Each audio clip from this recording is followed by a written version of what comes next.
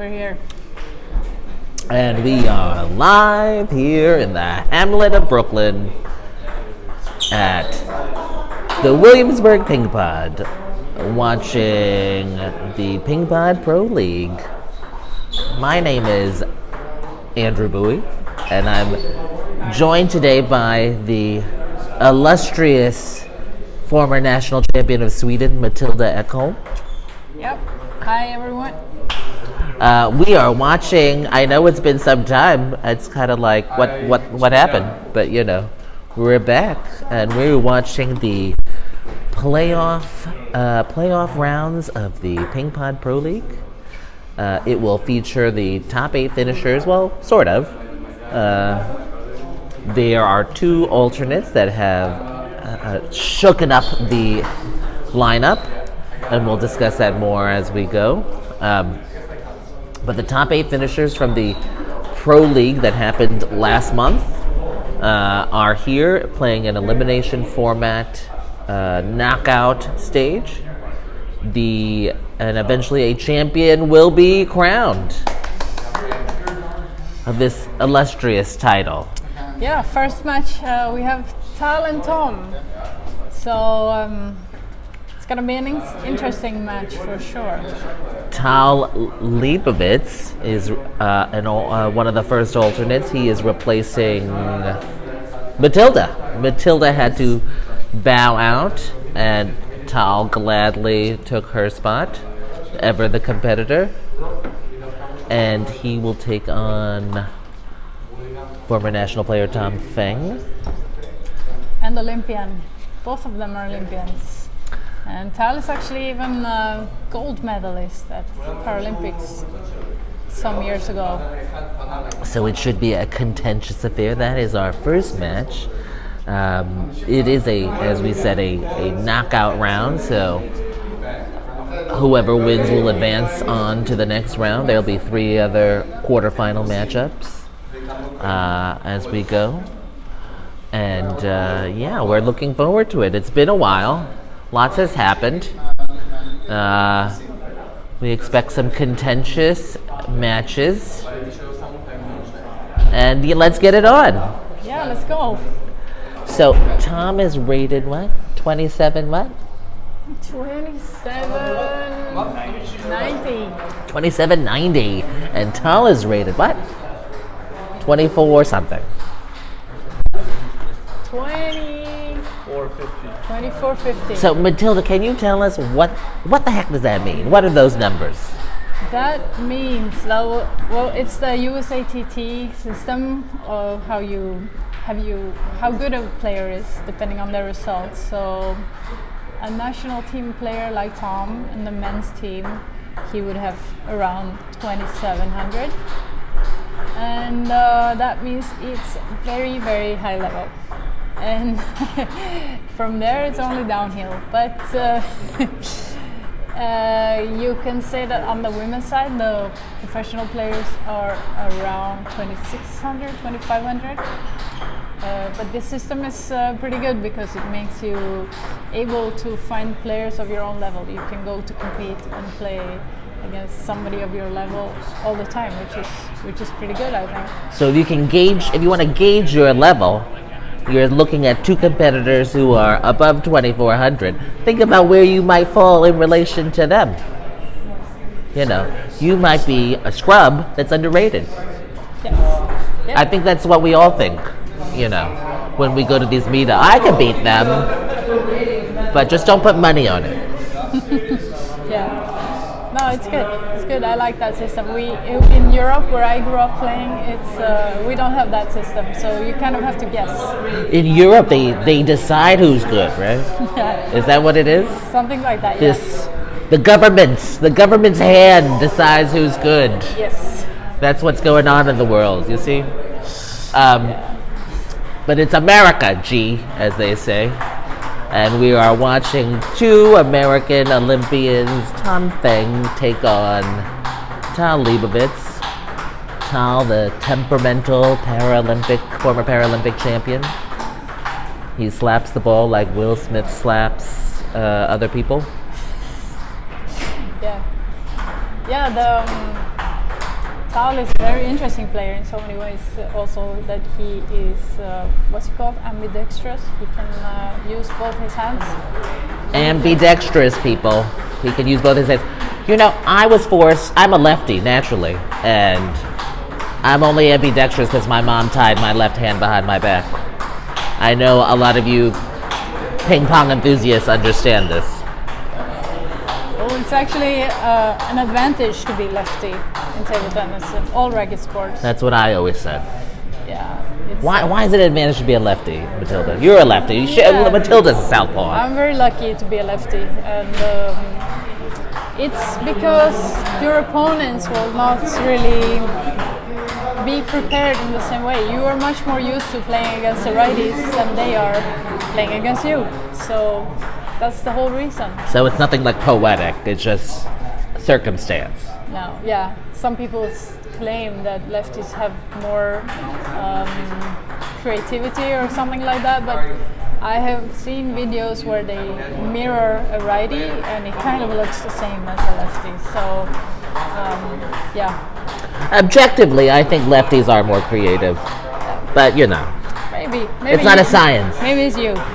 Maybe it's just me. But I've seen Matilda play. She's pretty creative on the table, right? Don't you think, Matilda? Well, I mostly am creative because I was so slow at the table, so I had to learn to do something different. Uh-oh, Jerry Vasquez has entered the building. He's not competing, though. Yeah, it's a pretty long warm-up. I think we should get going. They are warming up for an extra couple of seconds, couple of minutes. Uh-oh, it looks like they're about to begin. Yeah. So let's talk about the format real quick, exactly. Matilda. It is best of 5, but the 5th game will be a super tiebreaker, meaning it'll be a race to 7 points.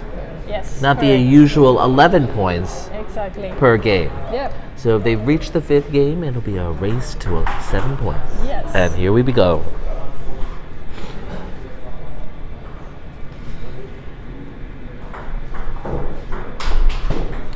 Tom misses the forehand over the table. Tom takes a quick 2-love lead. So what, describe to us, what do you think are Tahl's advantages versus disadvantages versus Tom? As he races out to a 4-love lead? I would say Tahl's biggest advantage in general is that his game is very uncomfortable and there's no rhythm in his game. He's changing the pace and he's changing his strokes all the time, like spin, no spin. A lot of variation, which is not comfortable for anyone. Tahl manages a 6-love lead. Yeah, you have to be prepared when you play Tahl because many times he will just go all in, and when it's on, it's very tough. So you just have to kind of keep going because eventually you hope that he starts missing. There we see the ambidextrous qualities. He switched to the left hand. Tom now serves at 1-7. And let's talk about Tom for a moment. He is a recent Olympian. What are his assets in the game? Oh, he's very powerful, and he has a lot of routine and very clever. Excellent counter up the line. Yeah. Tahl races to a 10-1 lead. Tahl has really found his pace here, but yeah, you never know with Tahl. This can turn fast also if Tom gets warmed up for next set. I don't know how much Tom has been preparing for this tournament, but usually when he's really fit, then he doesn't miss easy balls like that last one. Perhaps not so prepared after all for this illustrious championship. Tahl blitzes Tom in the first game, 11 points to 2. No apologies. No, yeah, Tahl is playing tremendous, as he would say himself. Tahl does not need to call the Psychic Friends Network for advice. He is playing high-level ping pong in that first game. Yeah. He serves to open up game 2. Remember, this is a best of 5. We are in elimination format.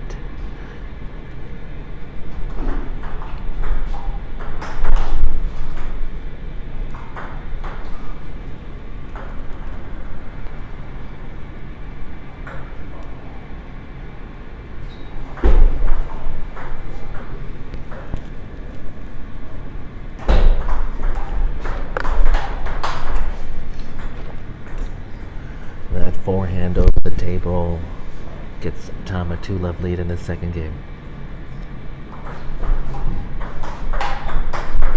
Yeah, that's a nice backhand.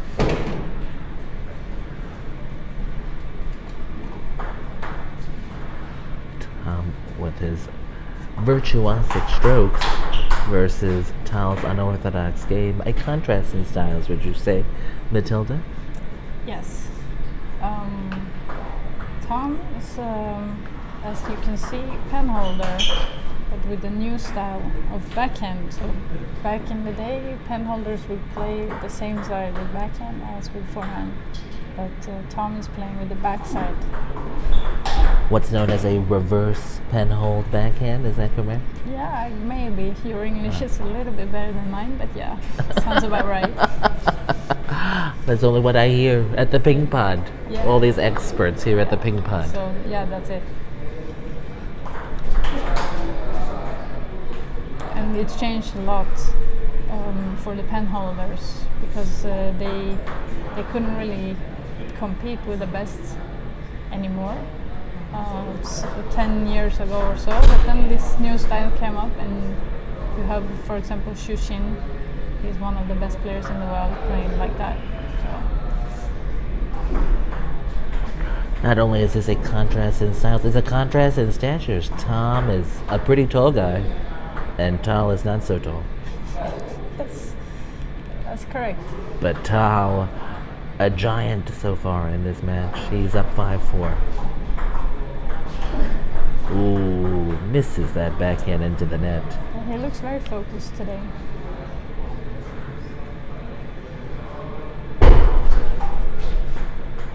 What serve was that, Matilda? My what? What serve was that? I don't know the words, you know. Again. Ooh, Tahl switches hands there and misses the forehand into the net. And Tom sneaks out to a 7-5 lead.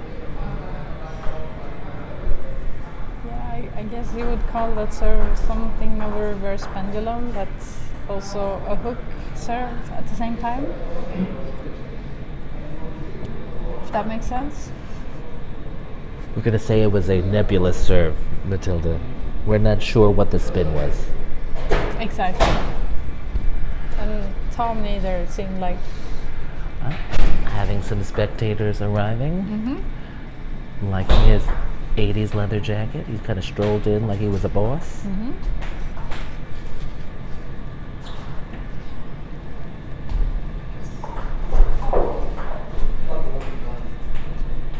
Tom wildly misses, and suddenly the second game is within a hair of being tied up.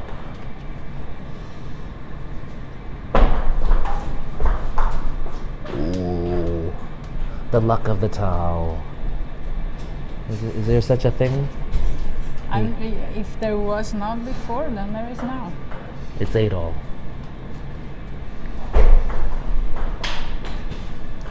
Not so lucky there. He misses big on that backhand.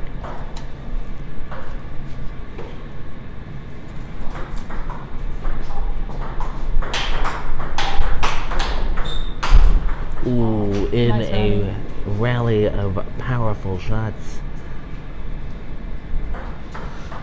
Tahl is the victor in that point. It is 9-all.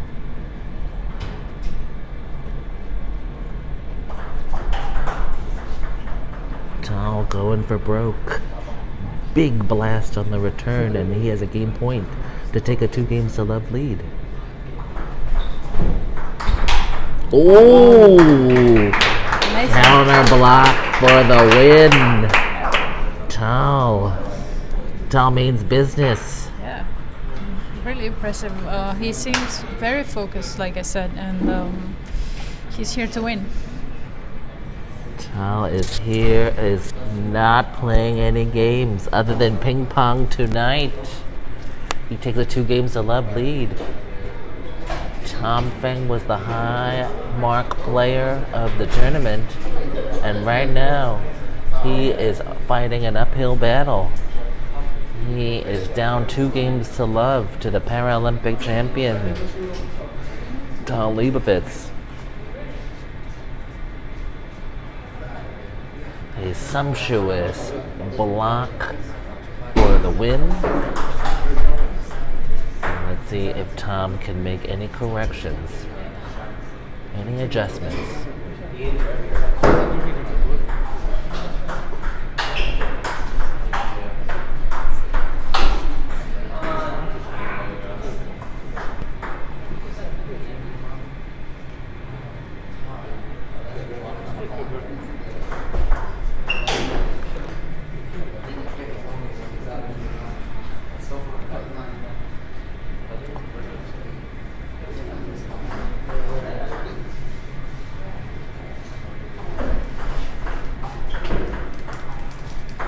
Suddenly, Tom gets a foothold in this third game. He's up 4-love.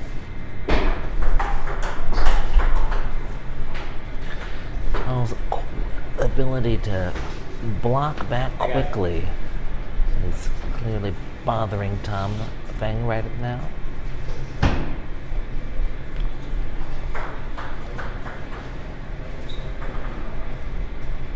Again, Tahl's game is a little bit more unconventional.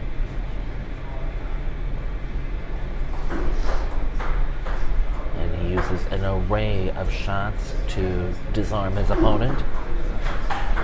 Like that inside out forehand, unexpected attack over the table, and it's 4-all.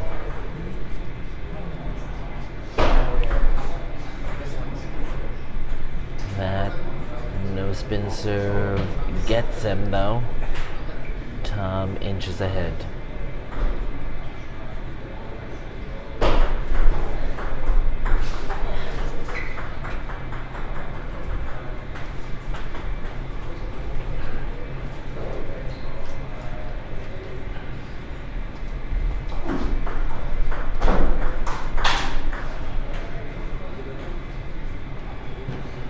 This game is a game of not even inches, of millimeters. So if Tom can figure out a way to just crawl back into this match, he's right back in the thick of things. He's up 7-5 serving.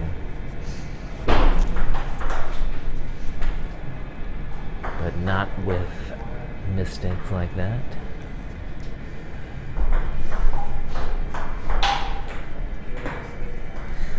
Yeah, and table tennis is a match that is best of 5 games versus best of 7 games is very big difference. Like in best of 5, it's so fast that if you get a good start, then you could win just by making the opponent feel stressed. But in a best of 7 games, it's usually, how should I put it? It will even out because you have more time to get into the game, and eventually the better player will win. But best of 5, anything can happen. Tahl is not letting Tom feel like he's riding a Bentley today.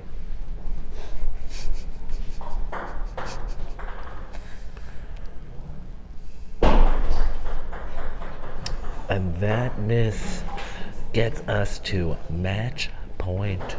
This would be considered an upset? Yeah, definitely. If you consider the ratings.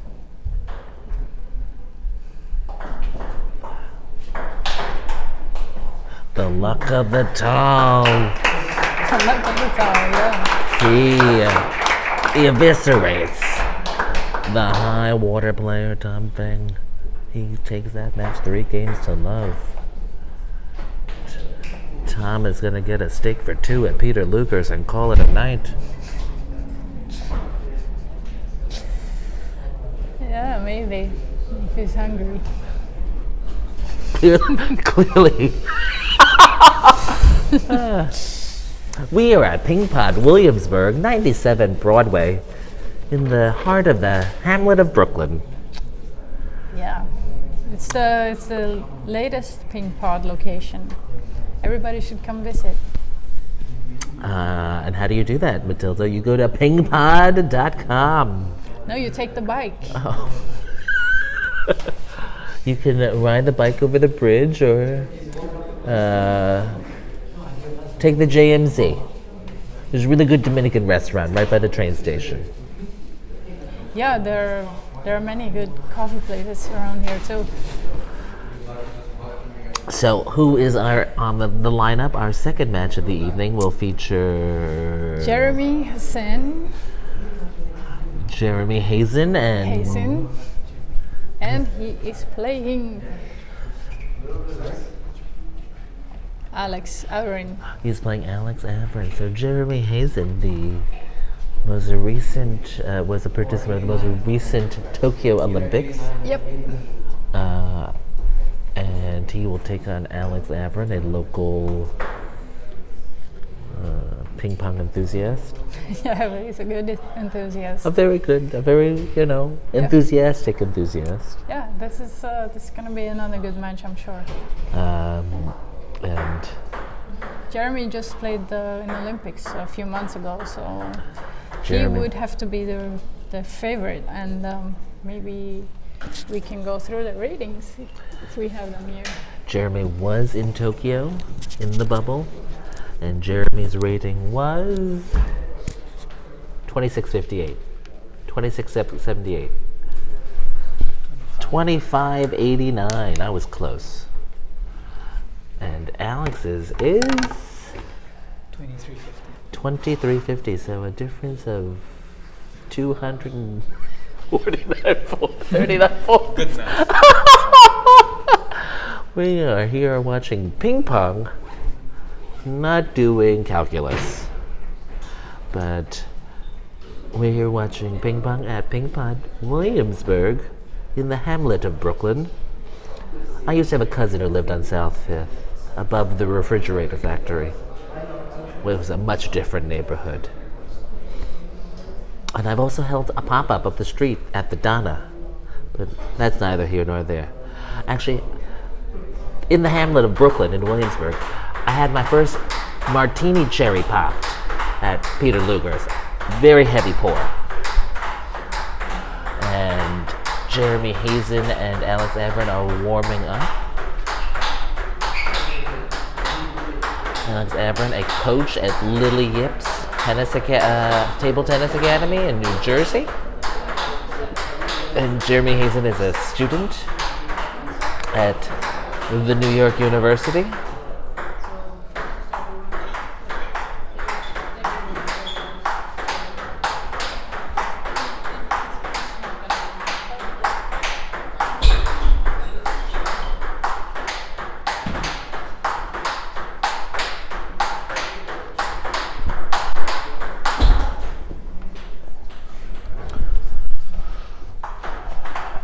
Jeremy, a southpaw.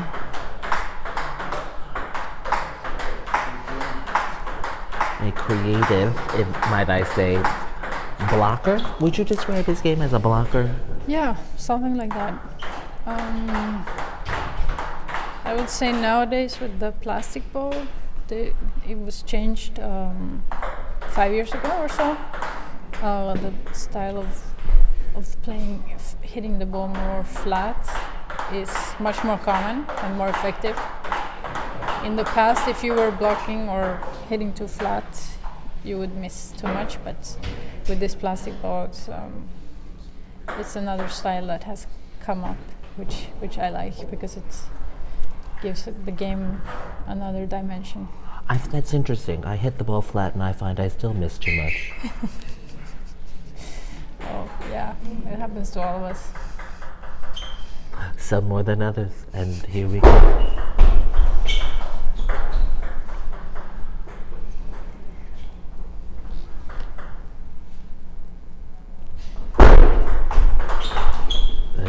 be a heavy stomp match.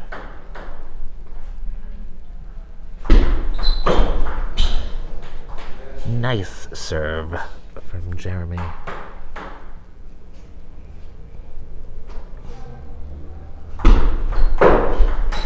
Oh, nice. What was that? Well, it was kind of inside out forehand from stepping around. But again, not so spinny, but very flat.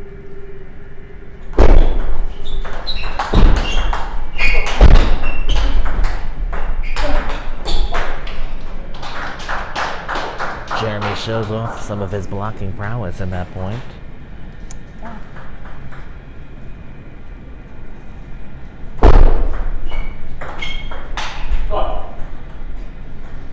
Backhand goes wide, and now Jeremy has the ball 3-all.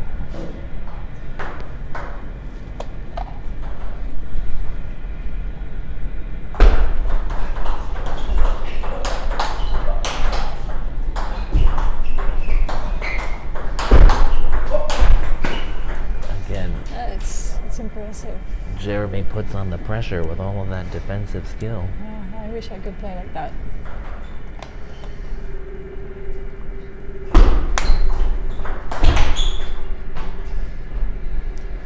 Jeremy just got back from Qatar, where he played.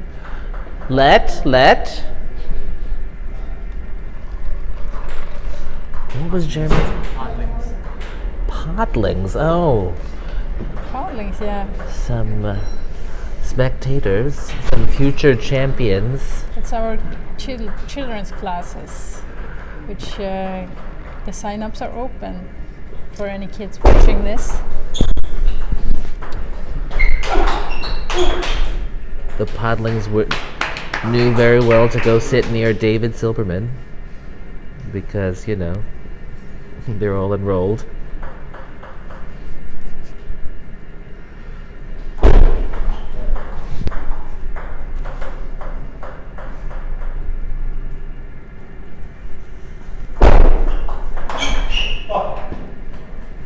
Alex battles to tie the game up 5-all. So Alex is a very aggressive player.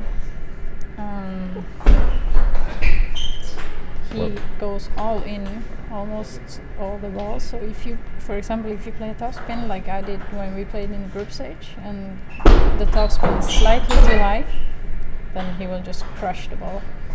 So you want to keep the ball low, or stay away from Alex counter-attack.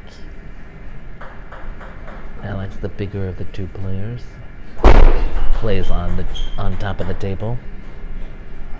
Jeremy more defensive-minded.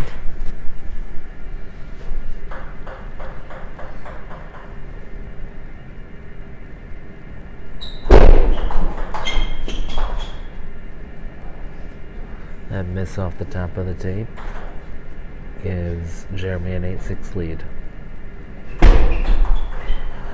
Heavy underspin serve.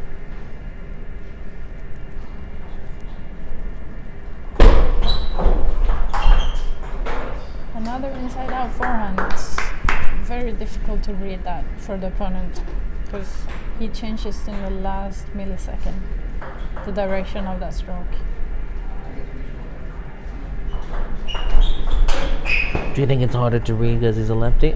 Well, before we even get to that, Jeremy managed to get the game with that sumptuous play. He takes that game 11 points to 6.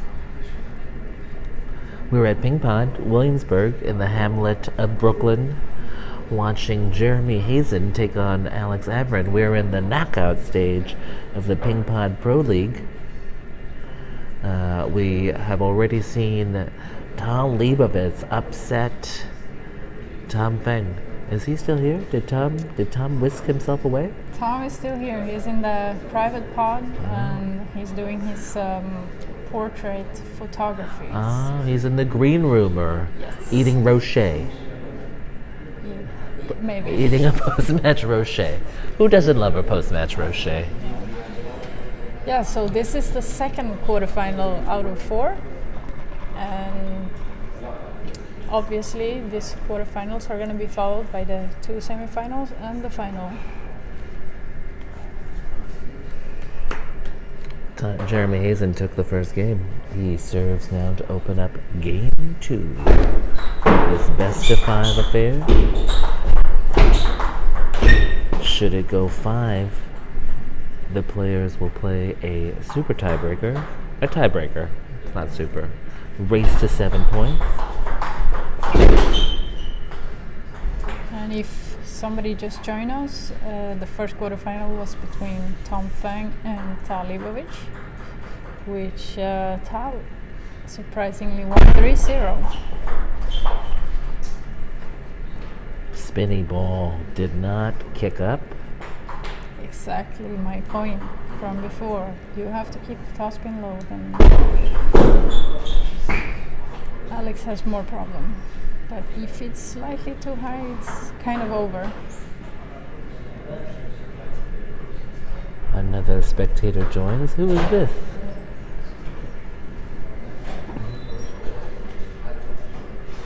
This is Virginia Sung from USATT. Virginia Sung in the house. Nice counter from Alex.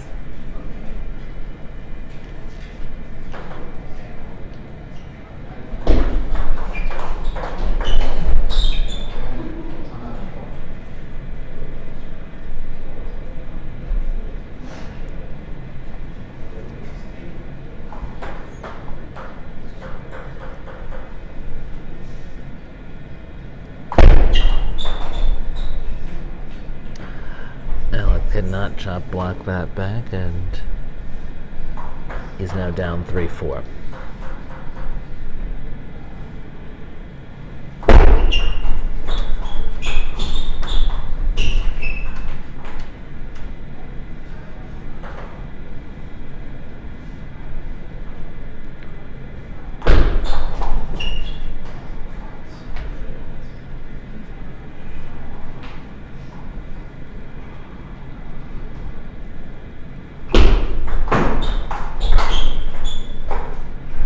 Another miss off the top of the tape, and Jeremy is taking control of this second game.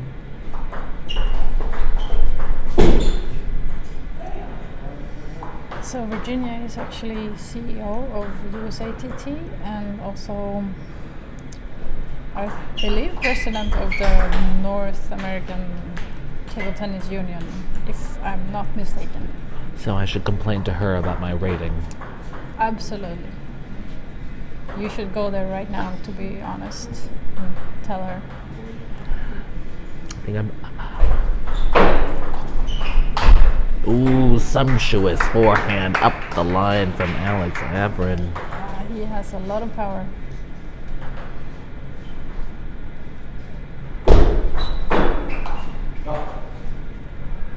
Suddenly Alex ties up this second game at 7-all.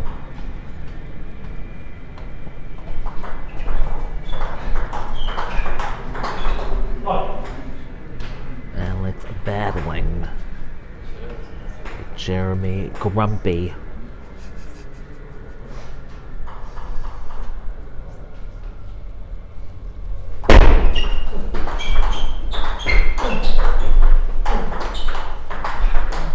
Some quick hands. Yeah, that was a beautiful finish. It looks so easy when Jeremy plays. So effortless. Smooth like buttercream. Ooh, what kind of serve was that? I'm not quite sure, but it looked like topspin. And it went off the top of Alex's frame. But what made it really good was the fact that the serve was not too long and not too short. That is to say, it was half long. And when the second bounce is very close to the, in this case, pink line, it's quite difficult to do something really dangerous on that. In other words, it was a nebulous serve. Yeah. And that miss gets Jeremy Hazin a 2-games-to-love lead, showing off his experience,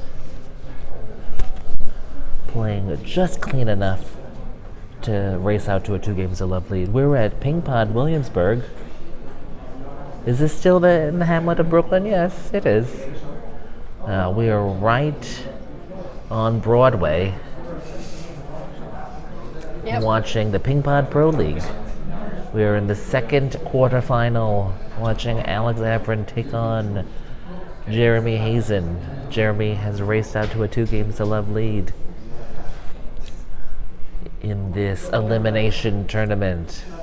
Yeah, so I saw that somebody in the chat asked about the draw, so we can go through the quarterfinals again.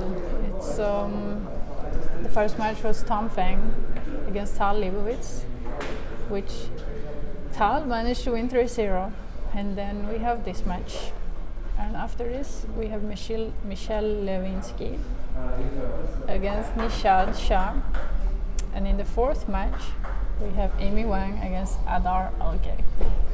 And we're already off to the races in game 3. Jeremy has been able just to get that block past Alex.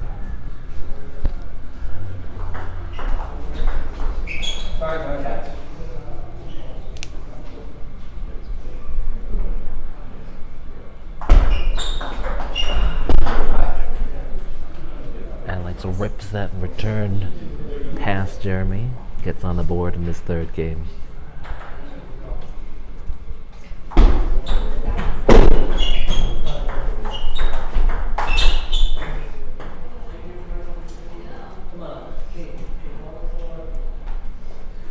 Jeremy has not allowed Alex to open up on his shots, would you say, Matilda? Yeah, that's the strength of Jeremy. That he makes you feel bad, basically. He takes your strengths away from you by placing the ball where you don't want it. So it's very effective way of playing. As you can see that you can beat stronger players who are playing more powerful just because you're placing the ball right. He makes you feel bad, and he's Canadian. What a shot combo! He threw in a little drop shot, what looked like, and blocked for the finish. Yeah, that was beautiful.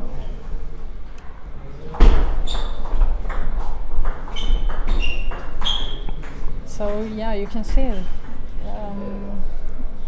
Jeremy's usually never giving away an easy point. He's just putting the ball on the table, making sure that the other player is uncomfortable. Let me tell you, I was uncomfortable a little earlier today, but for another reason.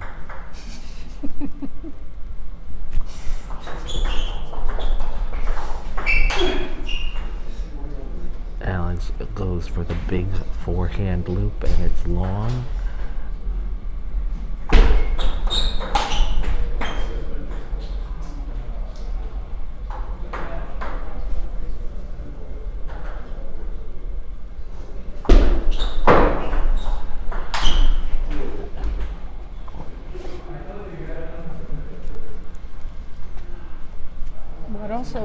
What also happens many times when you're an aggressive player like Alex or also myself is if somebody just puts the ball back all the time and you get frustrated. If you start losing, then you start to play too difficult. You go for too much. Yes, instead of slowing down and being patient and keep working at what you're good at.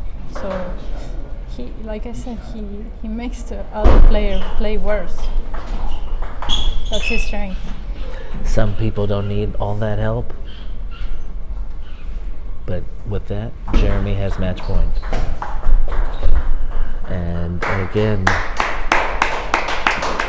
Jeremy just eliciting an unattractive miss. He just blitzes through that third game, 11-4. He takes the match, 3 games to love. We're at Pingpod. My name's Andrew Bowie. I'm being joined by Swedish Olympian Matilda Ekholm. We're watching the Pingpod Pro League. It's the quarterfinal round. Our next match features Mishel Levinski, who is 26-20, versus Nishaad Shah, who's 24-28.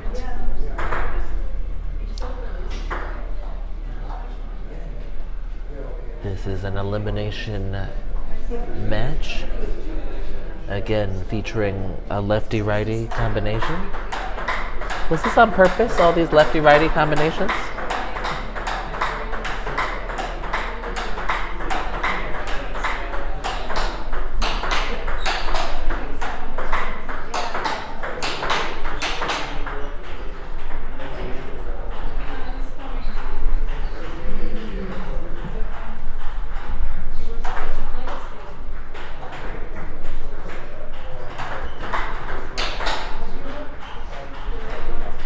This is our third quarterfinal. The winner will advance on to the semifinal.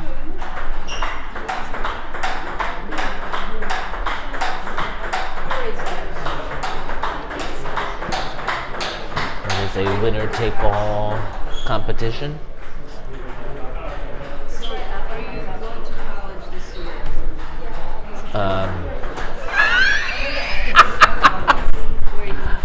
It's a winner-take-all competition.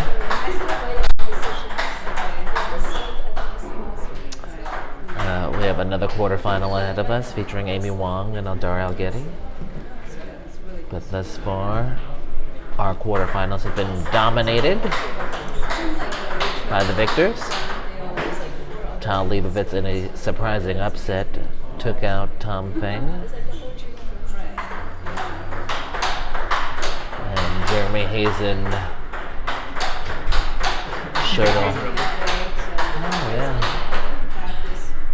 showed off tremendous skill to dismantle Averin. And now we start the third match. Mishel Levinski will serve to open up the first game.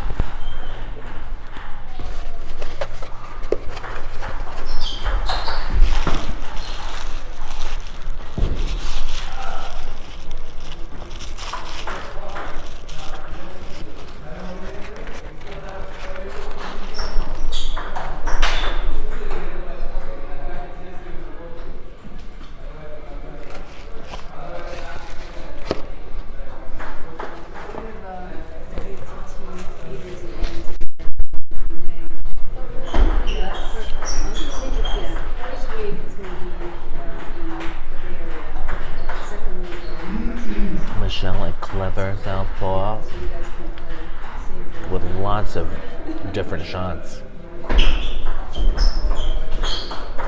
Flashy player, takes on Nishaad, who's kind of a cleaner player. Wrong word, cleaner. Plays a more safe,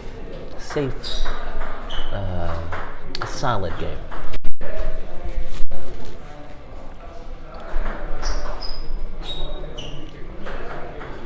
Mishel with an array of serves that can trick many. And this southpaw inside-out forehand gets him a 5-1 lead.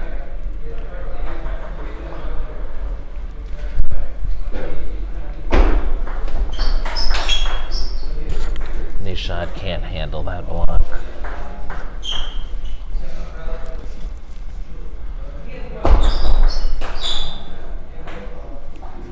What was that serve, Matilda, that had him missing so wildly? Yeah, it was a side spin, top spin, but also Mishel was starting his stroke a little bit too early. And when the serve has top spin, it usually kicks a little bit off the bounce, and Mishel was not ready for that. Is it better to miss the shot too early or too late? Better to make the shot, right? Yeah, don't miss. Good advice. That's good coaching. Yeah, that's what I always go for. But no,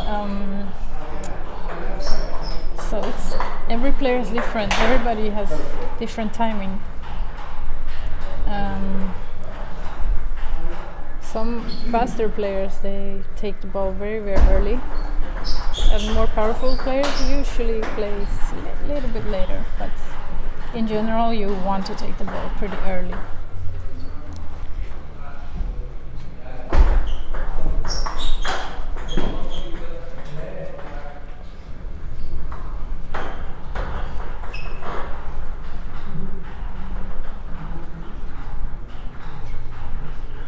Mishel has stormed out to a 9-3 lead. Mishel has amazing serve, as we can see here. His reverse pendulum is so spinny. Mishel always seems like he's on a race to dinner. Well, last time he was. That's why he played his matches in a row. Ooh, costly miss. That miss gets Mishel a game point.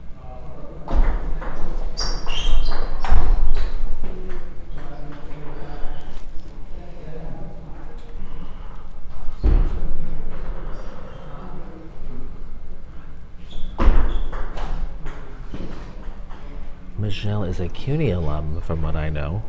Oh, what? A City University of New York alum. Oh, yeah. Which goes to show the public university system still effective. That's another discussion. That miss gets Mishel game 1. Will this be a competitive affair?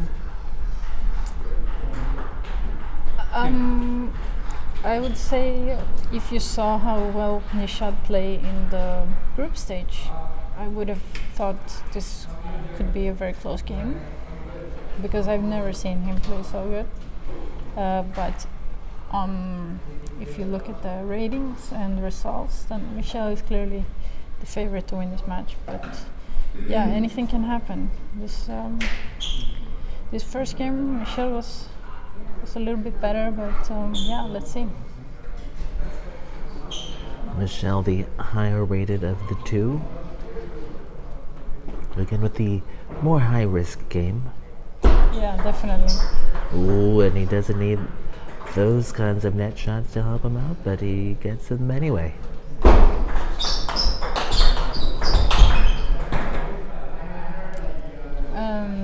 I guess we have all seen Michel's green rubber. Is that legal? That is legal since this season, actually. So you just have to keep one side has to be black and the other side can be some random color. So, but like if we're broadcasting, we can totally manipulate like what's on the green side, like a green screen, right? Yeah, that's something we should do, maybe. Like make it look like a void. Yeah. I know some enthusiasts have been very upset about this color change because it looks like not professional, but I kind of like it. Add some color to the game. This is not the Soviet Union, y'all.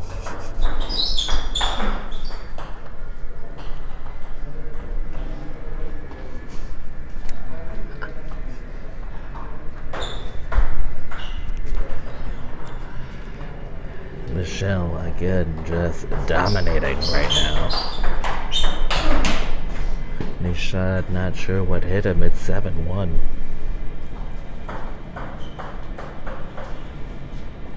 Nishaad playing the St. Peter's brand of ping pong, and Mishel playing the North Carolina brand of ping pong. I have no idea what that means, but I'm sure you're right.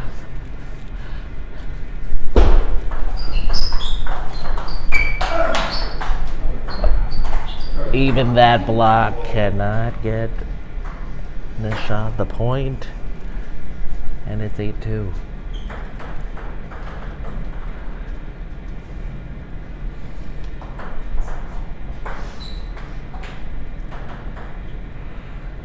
But at least Mishel said sorry, not Not like Will Smith.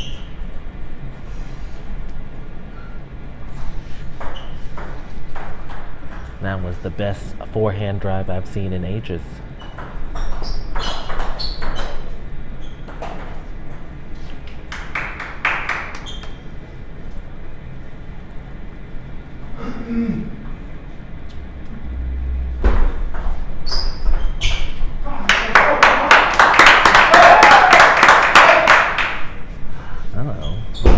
Some enthusiasm is being broadcast in the arena.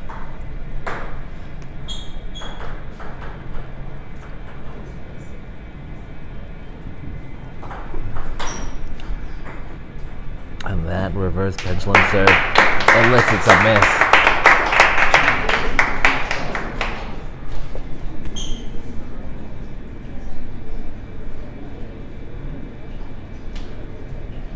We were at Pingpod in the hamlet of Brooklyn.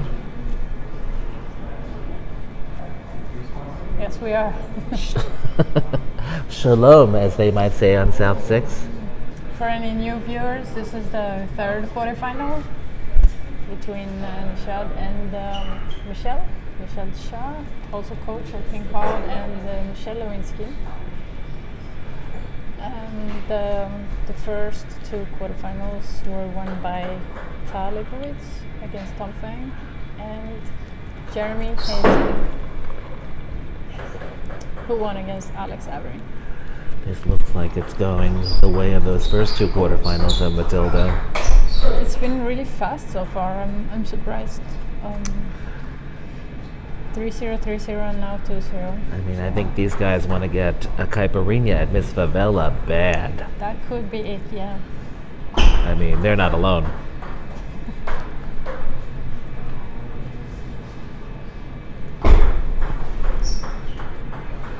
We are on the south side of Williamsburg at the Pingpod Williamsburg location.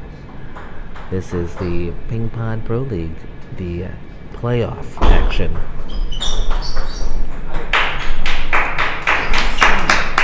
And in the last quarterfinal, it's going to be Adar Alguetti,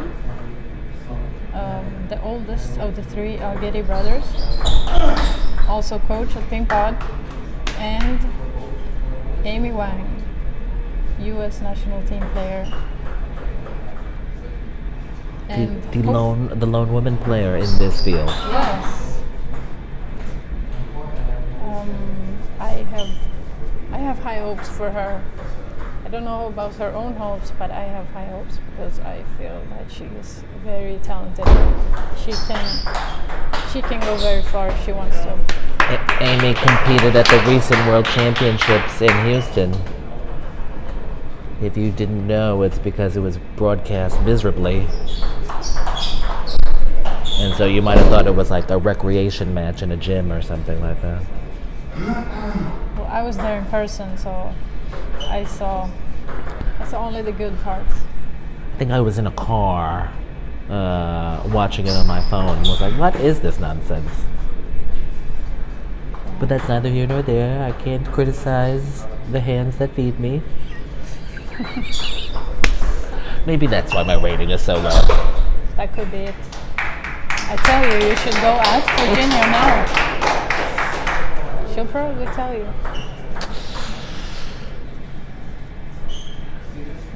I think she's trained in the old ways, as they say. Nishaad fighting here in this third game. He gets his first lead of the match at 6-5.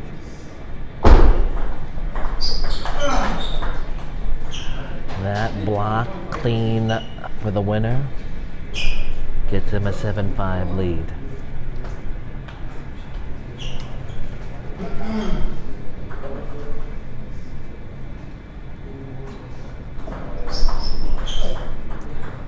Yeah, Nishaad and Jeremy, they have both the blocking style, and I always wish that I could play like that.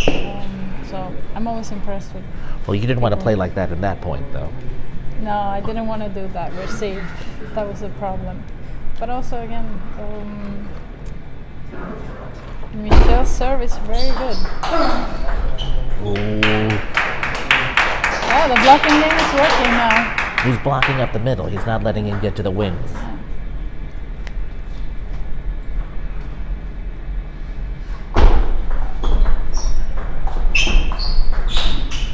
A little subtle strategy change has gotten Nishaad a game point in this third game. Yeah, I really like the blocking style. It's very underrated, and I think more people should learn to block because they can win matches easy against opponents that are maybe better at attacking than they are, but they don't know what to do if somebody just puts the ball back on the table all the time.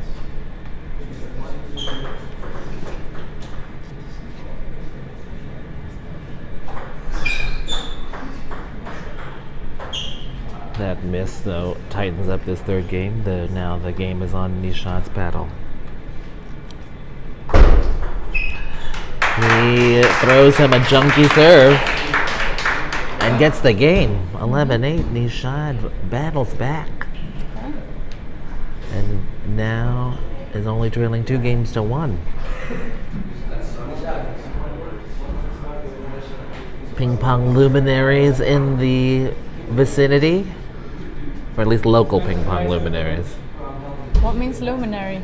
Like, someone important. Oh, you mean Max? Oh yeah, Max. Yeah. David is also here. They're the five borough luminaries. Not me. The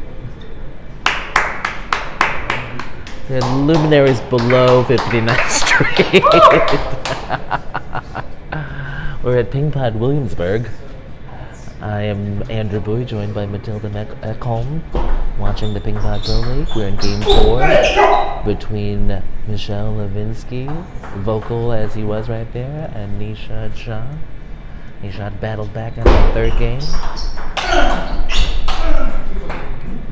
Now, That's a lot of power.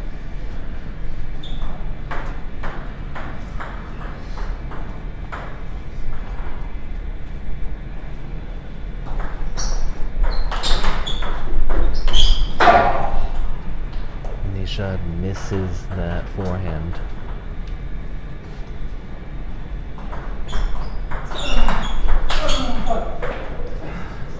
Was that a chop block, Matilda? Yeah, it was a kind of a chop block. And Mishel misjudged it. He thought he could just go all in on it, but he was a little bit too spinny for that. Oh, Nishaad throws in his own reverse pendulum serve.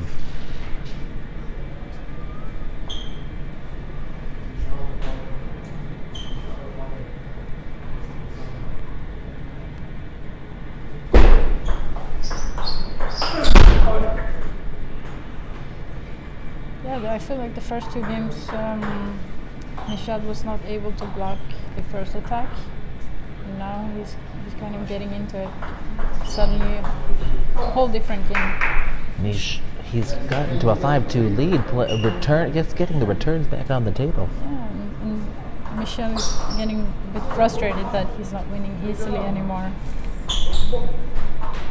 As we mentioned before, it makes you stress. If something was working before and then suddenly it's not, then you start to stress and start to look for new ways to win, and that might not always be the best solution.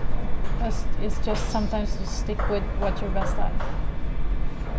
And in the long run, it's going to work out. Tell me if I'm wrong, Mishel is the grumpier of the two players? Definitely. Mishel is basically as grumpy as me. That's high level of grumpiness. A sumptuous exchange goes the way of Mishel Levinski. He ties up this fourth game. It's 5-all.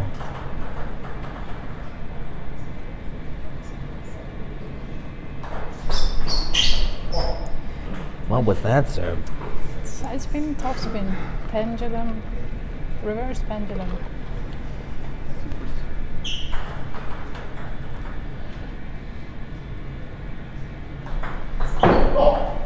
Tricks him again. It looks exactly the same, but suddenly it's backspin.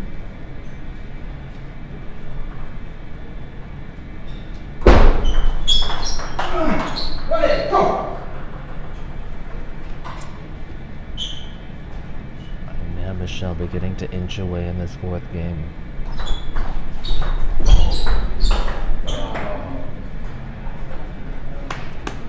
So Mishel is pretty grumpy, but just like me, it's also working to his favor.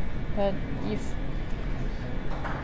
for myself, if I'm not grumpy, it means I'm not really in it to win. I'm too relaxed, so I need to pump myself up a little bit. Mishel now fully engaged, and he takes the game and he takes the match. He takes it 11-5 in the fourth game. He wins 3-1. Yeah. Just enough grumpiness to get him through the match. And we have one more quarterfinal to go. We'll be watching American stalwart Amy Wang take on Adar Alguetti. Yeah. I think the ratings are a bit similar. They're all both 25-95 and 25-20, so they're within the similar span. So this We can should be expect a competitive match, is what yeah, you're saying. Absolutely. Yeah. So Amy Wang, the lone female representative. She is actually an alternate player, replacing Ernesto Averin, who had originally qualified but could not participate.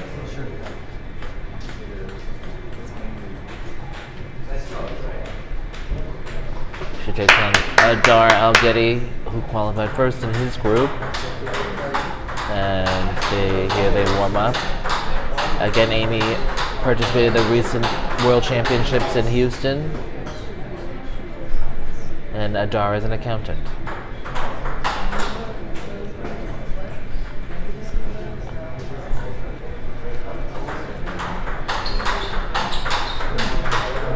Both, though, very accomplished players.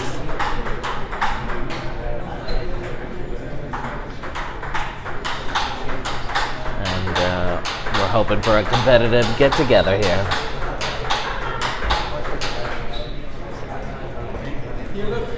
Yeah, look younger.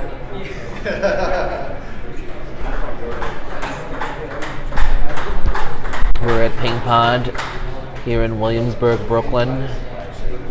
If you want to reserve a table, you can go to pingpod.com.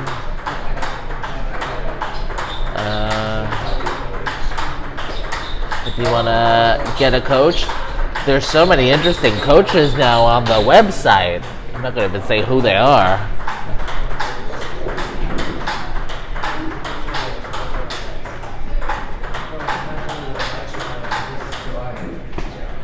Is it too early for Mike Popov to show up? Is he here? Mike Popov in the house. Mike Popov in his house. Mike, can you give a dignitary wave? Give a queen wave. Oh, we're about to start. Amy Wang opens up with a service miss.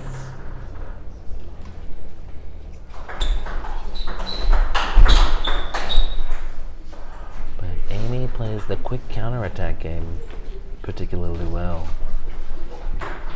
They both play fairly fast.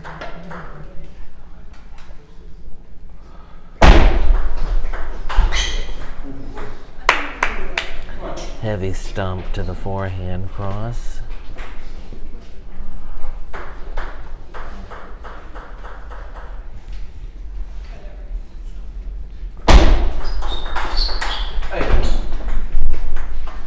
Amy can get that shot, that forehand, that counter up the line. And let's see if she will be able to get it today. But a too costly service miss.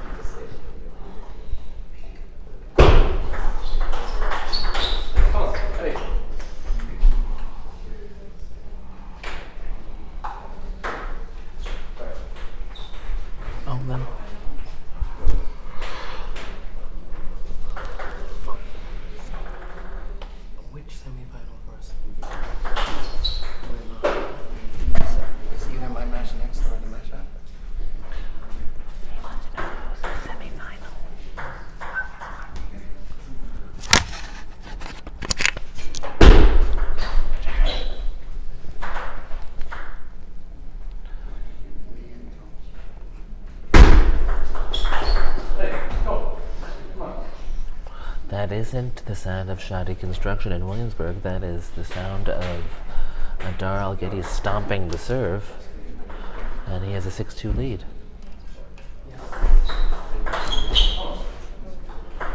Amy has yet to get a foothold in this first game.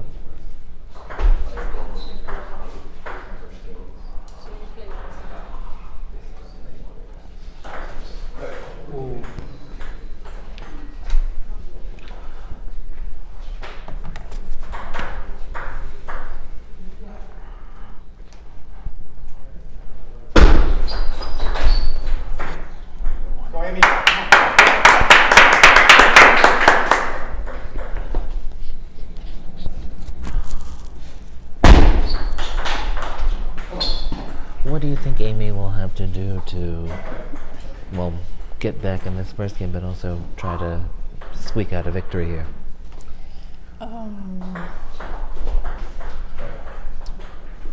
Yeah, that's a tough question. So for Amy has, you could see in the group stage also that Amy has problem with male players, because the male players usually have more power. So Amy's game is very fast, and for example, I would not like to play against Amy. Well, I would like to play, but I would probably lose because she's fast. She kicks the ball a little bit, spin all the time, and for guys, many times, that's not super dangerous because there is more power in their strokes. So they can hit through it. Yes, exactly. So yeah, next season I should definitely play against Amy. That would be fun. Amy gets on the board in the second game after dropping that first game.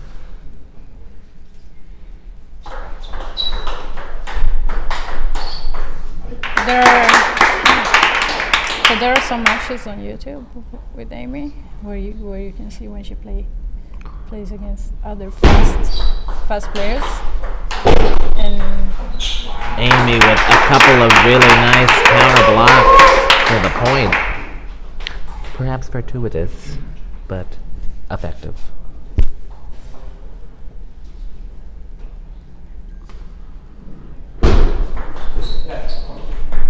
yeah, so you can see on those videos like different kind of game, obviously, but so nice to watch. We're tied at 3-all. Amy serves. You can see she's just a little late on her counters. Yeah, I think she feels like she needs to play a little bit more power than she's comfortable with.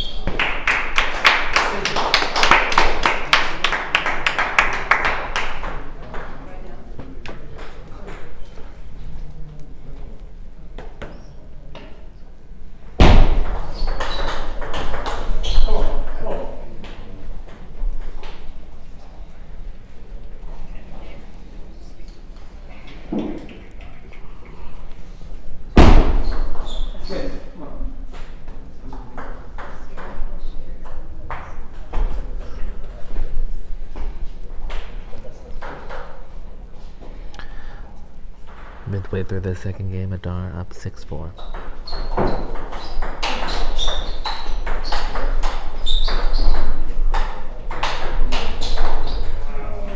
Just Nice rally. Amy had him on the move there, Matilda. Yeah.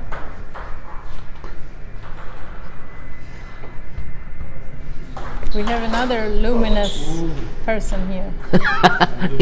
he is luminous.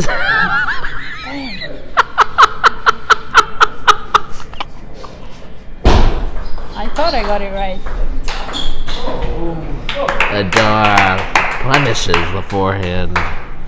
Mike Popo, the luminary.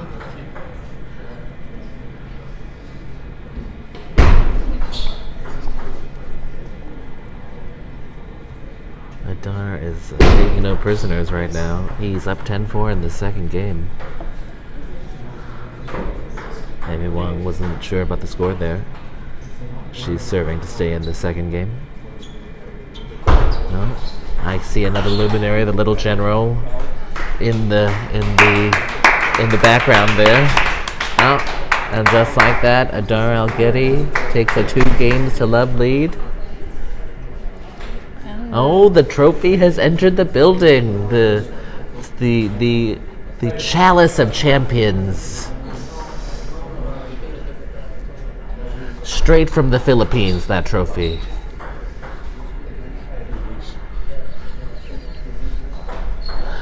Handmade in the Philippines.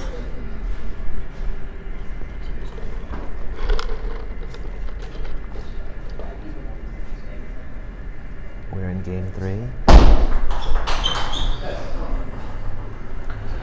Adar has dominated this affair. It's 3-love in the third game.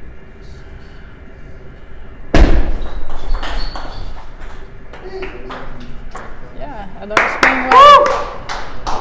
Adar handling this match like a W-2 form.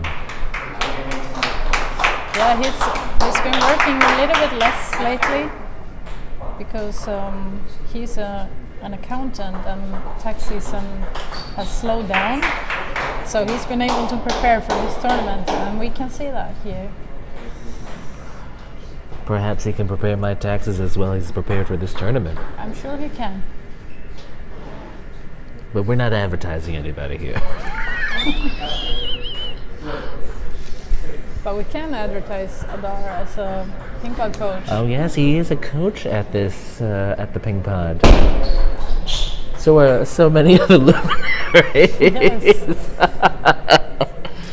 But the question is, have we advertised that you are a Pingpod coach nowadays? You're learning something different. Yeah, I urge everyone to take a lesson with Andy. Amy Wang punishes that forehand cross. She ties up this third game 5-all. The counter. That's where she's really effective, isn't she, Matilda? Yeah, exactly. Playing up the line. Yes, she has some amazing angles. Just against Adar, she doesn't really have time to use that because it's going a little bit too fast and too powerful.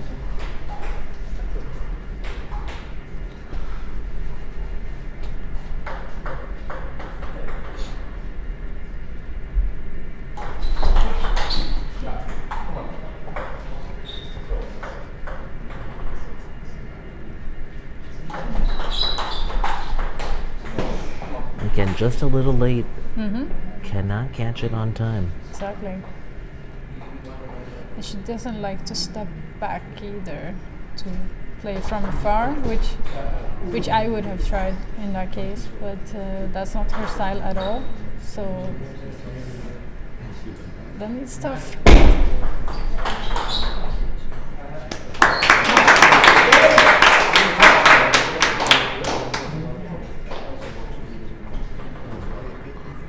But I think among all the players here today, she has the cleanest strokes, the most beautiful strokes for sure, if you ask me. What makes a beautiful stroke? Like that it looks effortless, and like that the power is coming from the body rather from the arm. You don't wanna like. Oh, my English is so bad, but it's like you want the You power. want to muscle the ball. Exactly, that's the word. You want the power coming from the body, and then just the arm releasing that, kind of in one movement. So if you don't know what I'm talking about, then just look at Amy, and then you'll know. But that gives Adar a match point.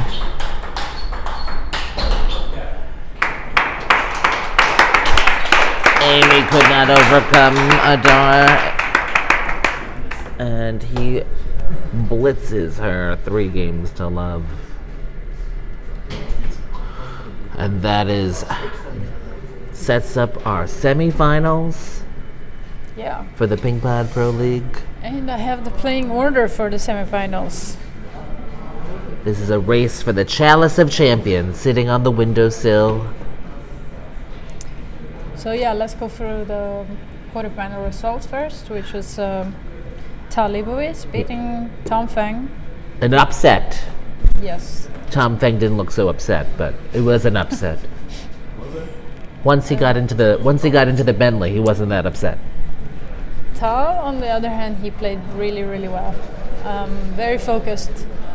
And the match after that, we had Jeremy Hazin beating Averin, also 3-0. And then it was Mishel beating Nishaad. It was 3-1, if I'm not mistaken.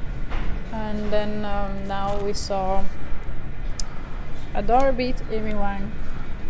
And it's time for the first semifinal, which is Mishel Levinski against Tahl Leibovitz. Mishel Levinski takes on Tahl Leibovitz. Tahl, the victor of that upset in the first quarterfinal, taking on the Southpaw Mishel. Now, these are both very stylish players.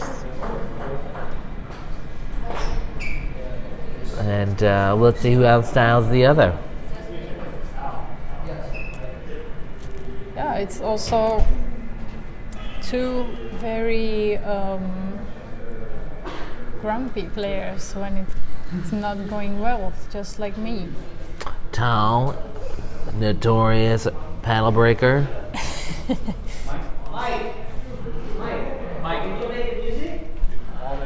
Notorious paddle breaker taking on Mishel, a avid mumbler, if I can remember correctly, and trash talker. Yeah, but both of them, when they use this aggression in the right way, it's making them play better. We've yet to really see any kind of manifestations of their grumpiness, though. Yeah, because they've both been victorious so far. We're at Pingpod in Williamsburg. A night full of ping pong luminaries. The stars are out, as they say, and some of them have left already, but that's okay. Russ, can you give me that seat?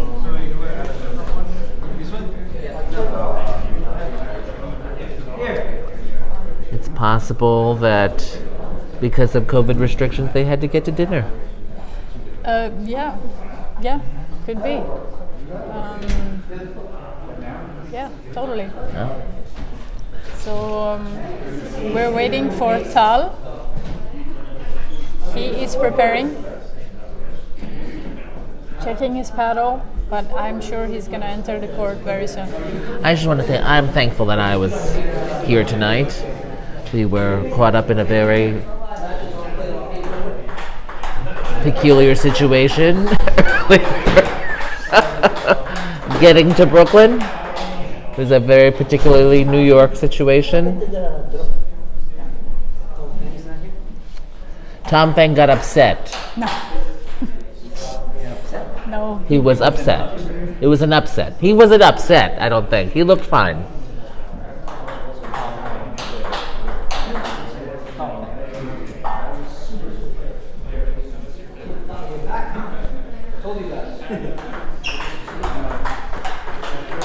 So Tahl is very confident. Tahl, speaking grandiosely.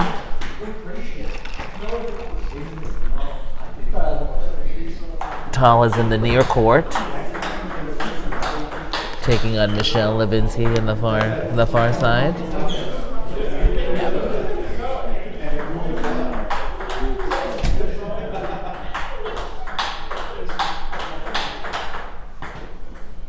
Have these two ever played each other? Which one?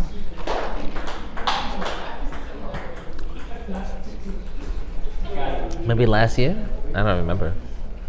It wasn't a classic match, clearly.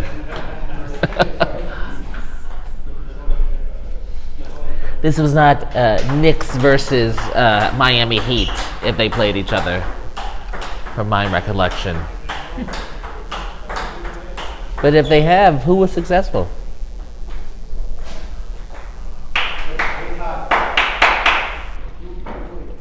And we are live. Tahl will serve to open up the match.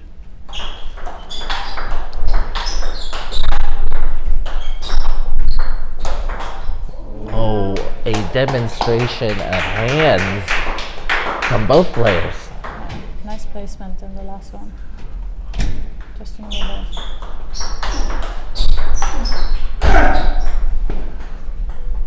Mishel.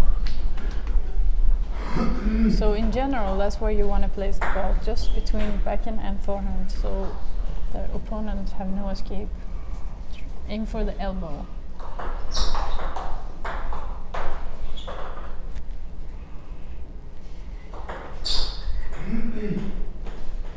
That serve misses off the top of the tape.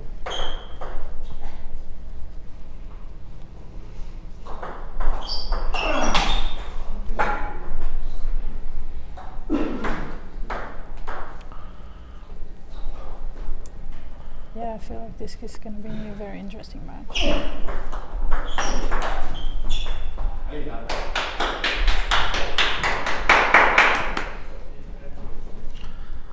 Who do you think has the advantage between these two?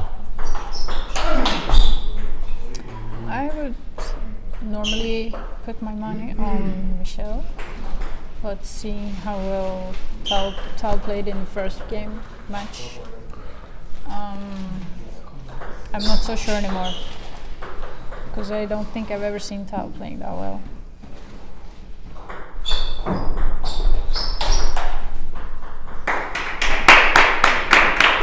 Can Tahl handle Michel's power, and conversely, can he overpower Mishel? So Tahl can overpower most players when he smashes the ball. He hits very flat sometimes. But I think the way he has to win is by playing what we call ugly style, like changing the rhythm, chop blocking, just being uncomfortable. That miss was pretty ugly from Mishel. He's already mumbling to himself. Yeah, he was complaining about the serve, that he thought Tahl was hiding.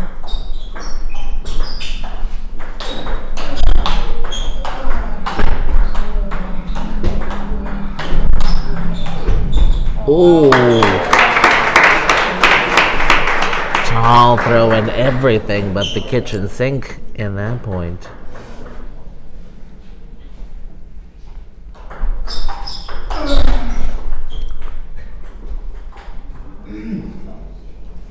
So when you serve, you have to show the ball to the opponent all the time. They have to be able to see throughout the whole toss and until you hit the ball. But some players try to hide it behind the shoulder. That was a nice chop block. Yeah, it was. It's 7-all in this first game. Tense affair. Oh, that was a good chance for him. He's gonna remember that one if he loses this game. One gets the feeling Tahl remembers all of them. Yeah, it could be. Mishel now has a 9-7 lead.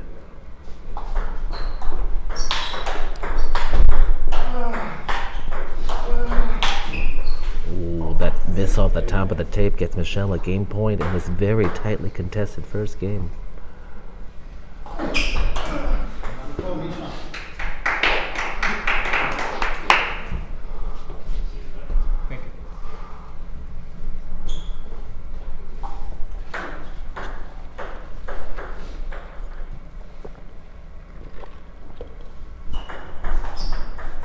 And with that service miss, Levinski takes game one, 11 points to 8. It was very hotly contested, Matilda. What was the difference? The difference between what? Between winning and losing in that first game. Yeah, like I said, that 7-7 ball was maybe the deciding one. The Michel's substring was pretty high, and Tahl could have just smacked it, but he was slightly late to it, and the ball went out. So instead of 8-7, it was 7-8, and then yeah, Mishel got a little bit confident in the end. Tahl missed the receive. Yeah, it's always small details. In a game of points, right? Yeah.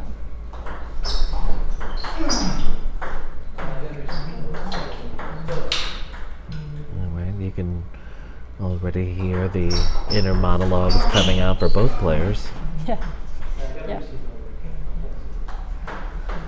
It'll only be too soon before some paddles are broken. Ooh. No one likes to whiff on a serve, do they, Matilda? Yeah, so again, Mishel is upset that Tahl is putting his left hand in front when he's serving, so he can't see anything. But I would say it happens a lot as a lefty that you don't see when you have to receive, because just of the angle. And it's the same for the right-handed people. When I serve, they can't see my serve sometimes, so it's also the rule is a little bit unclear. Gamesmanship. Yeah. But there's no gamesmanship right now with this 5-1 lead.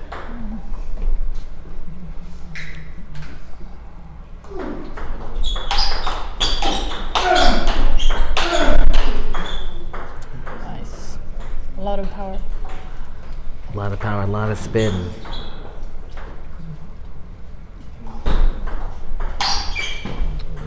And Mishel races out to a 7-1 lead. Things have quickly turned in his favor.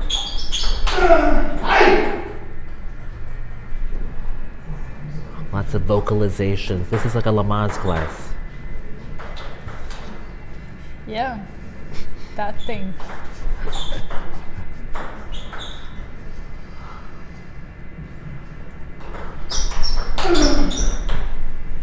Sumptuous forehand up the line.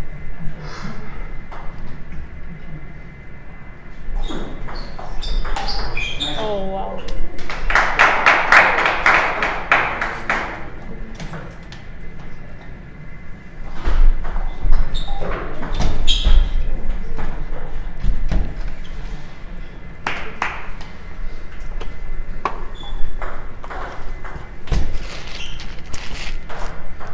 The thing with playing against Tahl is that no matter what the score is, you have to keep going, even if it looks like Tahl is giving up. It's his way of kind of trying to sneak back, so you can never let the guard down. Oh. He switches hands and misses, and that gives Mishel a handful of game points.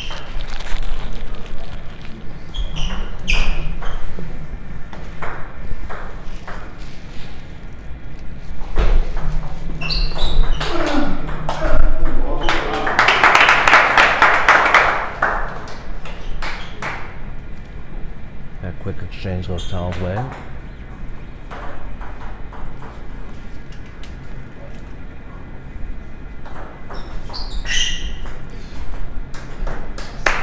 The return goes crazy long, and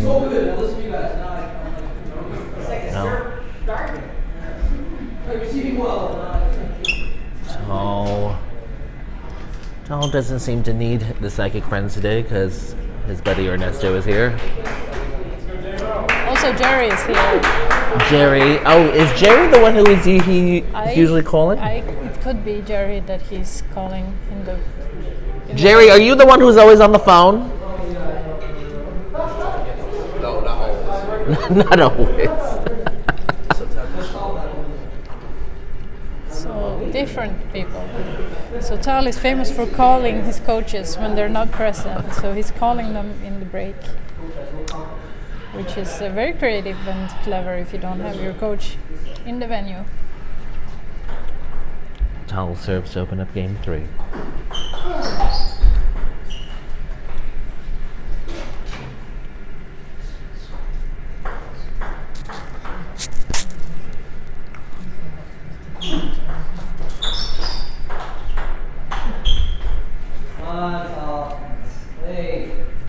admonishing himself for missing.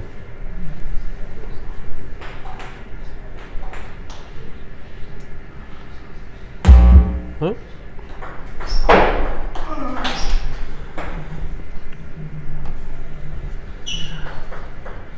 And after that initial kind of tension in the first game, Mishel has just kind of begun to lap Tahl here.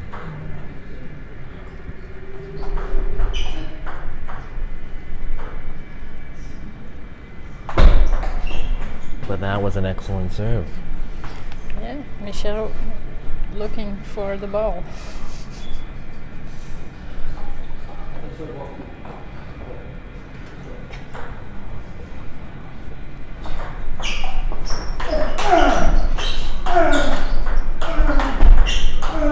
Oh wow.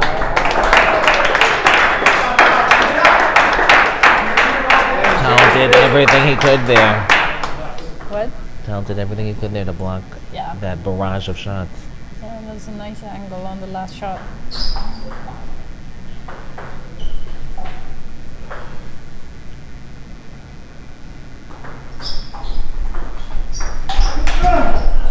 And even Tahl's signature flat backhand gets returned to him with interest.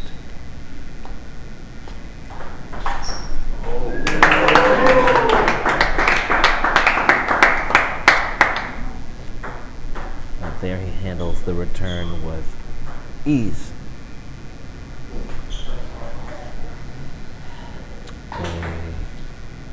No, that was a very calm reaction from Tahl. Oh. They're trying to one-up each other here.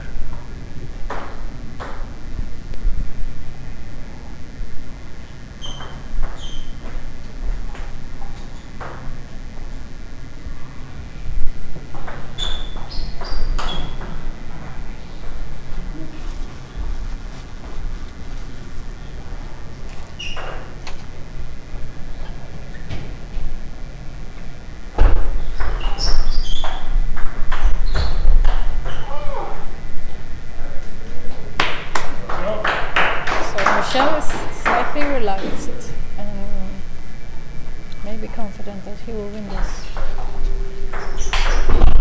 But, as I said before, never let your guard down against Tahl. And just like that, Tahl ties up the third game.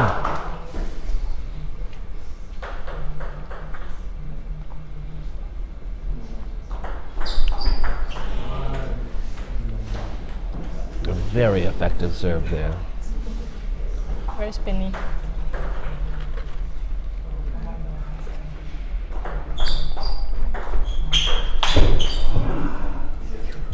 Mishel baited him there, didn't he? Yeah, so what happened was that the heavy spin just kept going. And then by the fifth shot, it was so spinny that Tahl missed the table completely. And with that, Mishel has match points in this first semifinal. And that service miss gives Mishel Levinski the match. He wins it 3-0. A convincing Yeah, nice match. match from Good Mishel. timing, good timing. The music. We're at Pingpod, Williamsburg, in the hamlet of Brooklyn. It's like a monastery. Oh, because it was so quiet? There's serious ping pong going on.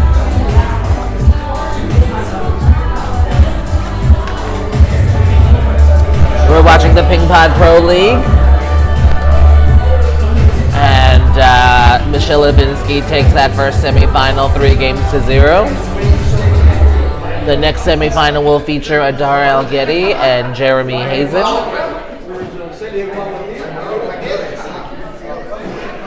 And here's the big hug.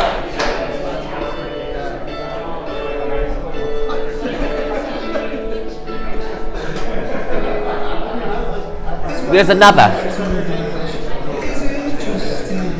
I know you're at work. So am I.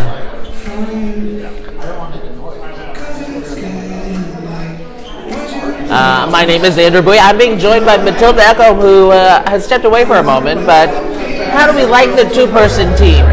The two-person commentary? You're getting a thumbs up from our technical director, Russell.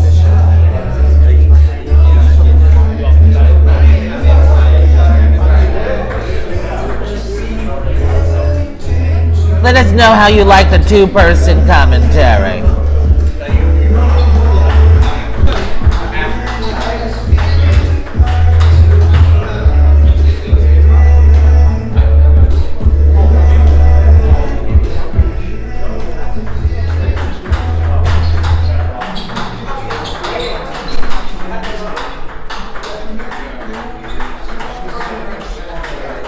And Adar and Jeremy are warming up. This will be our second semifinal.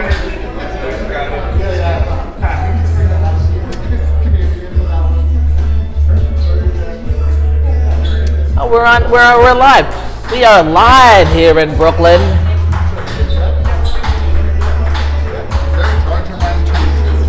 Does anyone have a charger? Talk to the powers that be. Oh, yeah.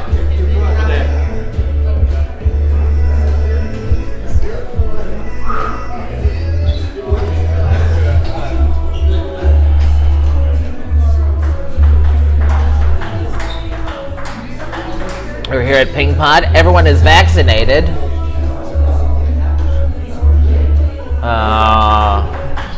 Unlike at other arenas in Brooklyn.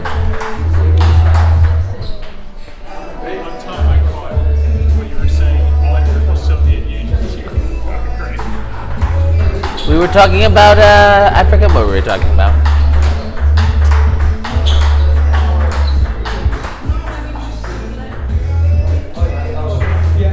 We're watching the Pingpod Pro League. It's semifinal number 2, featuring Adar Alguetti and Jeremy Hazin. And it looks like we're about to start. Jeremy will serve to open up the match.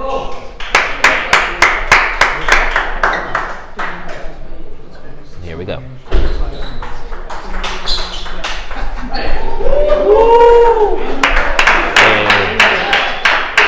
A decisive counter from Adar opens up the match, followed by a devastating serve from Jeremy. It's 1-all.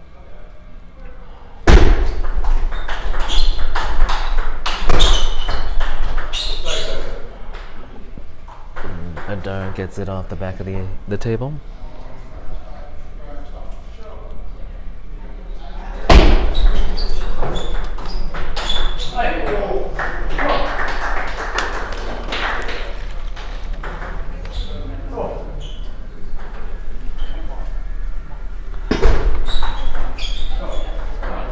Adar finds himself up 4-1. Ooh, an instance where Jeremy would usually be able to block.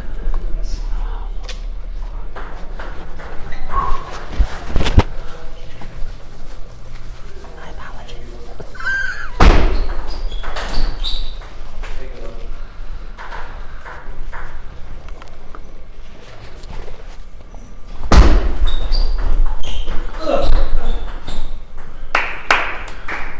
Jeremy battling to stay in this first game.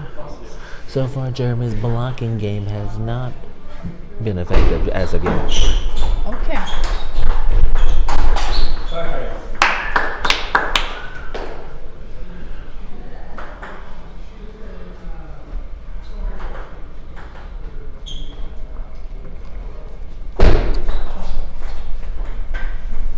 That service miss ties up this first game. It's 5-all.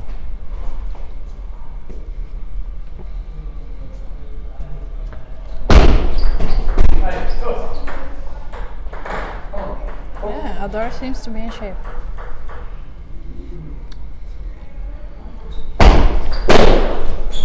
What is ping pong shape, Matilda? I mean, I feel like I see people of all shapes play ping pong. Yeah, so it's not that kind of shape. It's the more you train, the more, the less you have to think, and the more happens naturally, instinctively, and also timing-wise, you move properly to the ball. You hit the ball with the timing that you like. Ooh, that missed, just missed in that exchange. But sometimes you train so much that you train yourself out of shape. And then it can be good to rest for a few days, and then you start playing really well. Because you're almost trying too hard. So before big tournaments, I would always take it very easy the last 3-4 days. That's the reason I didn't play well. When? Overtraining. Like always? Or Always. Always, okay, Always. so overtraining, yeah. Adar with a brilliant counter. He saw that inside out forehand coming. One very old and good friend of mine, Jasna Reed, she's here in the US. I think many of you know her. We used to play in Germany together in the German league, and she would always tell me that I was training too much. She always told me to take a rest, because that was her way of playing well, not practice at all. It was amazing to watch her play. That soft exchange went Jeremy's way. He has a game point. Oh, Jeremy there for the first time get his teeth into some of those Alguetti drives, but Adar able to get it past him. Saves one game point.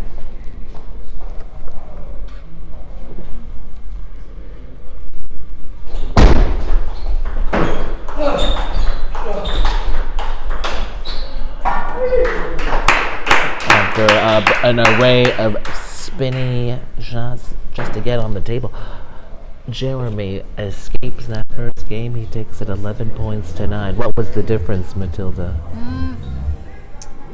I think a few times Adar had good shots, but he rushed a little bit. And also Jeremy, just like the last match, he was slowly getting into it, and after a while his blocks were just very, very solid. So yeah, let's see how this continues, because I feel like it's going to be a close match. Adar opens up game 2.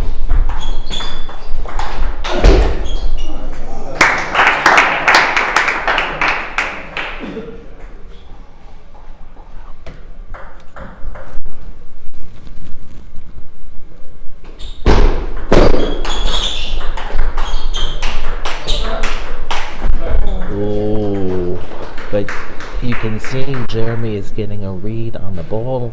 Yep. More now. Yeah, he's moving very good now. Always in a good position.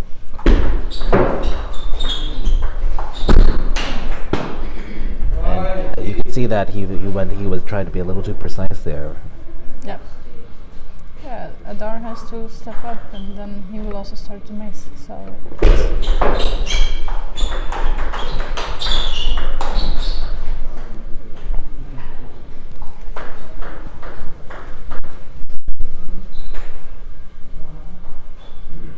Jeremy now cutting off all of the escape routes. Oh. Except that one. A beautiful inside in forehand. Nice. Yeah, Adar moved very nicely into position. So 90% of this game is about moving to be in the correct position when you hit the ball. If you start reaching for the ball, you can't control, you can't place the ball where you want to, and the spin from the other player will affect you much more. So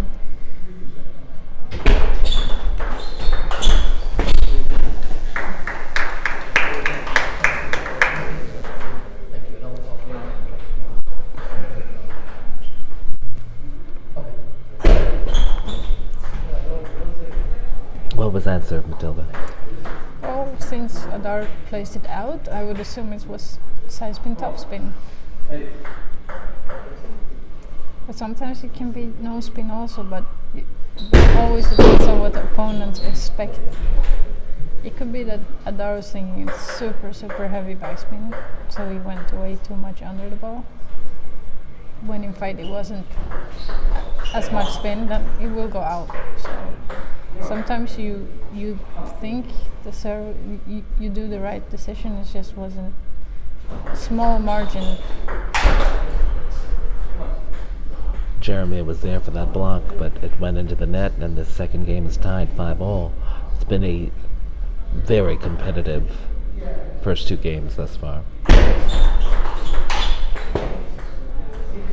Yeah, Adar has done that mistake a few times now, that Jeremy plays his wide backhand and Adar is not moving all the way out before he hits the ball, so then it goes out. That one was better. It was perfect position.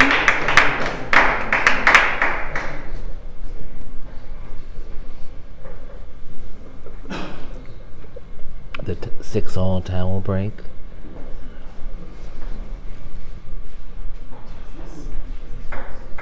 You get a towel break at every 6 points? Every 12? It's every 6 points. Sorry, every 6 points.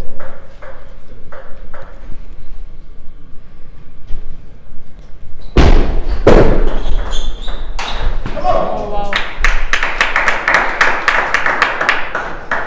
Big inside in forehand.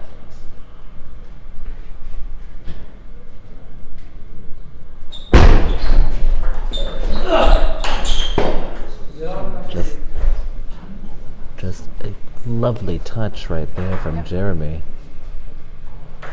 Just to keep him in the point.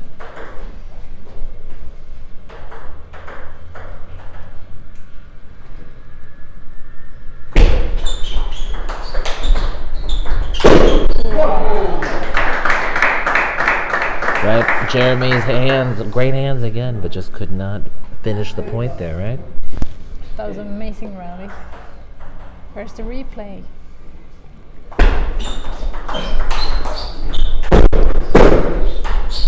Jeremy again demonstrating what wonderful hands he has. Get all those balls back.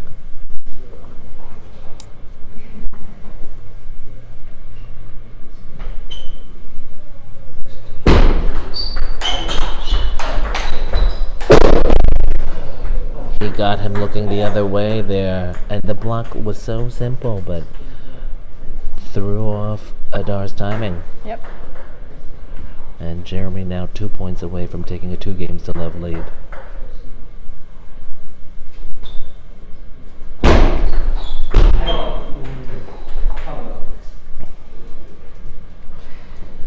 Why Jeremy is hopping on the server turn. Why is he trying to take it on the backhand, you think? Am I making You mean that Adar? Well.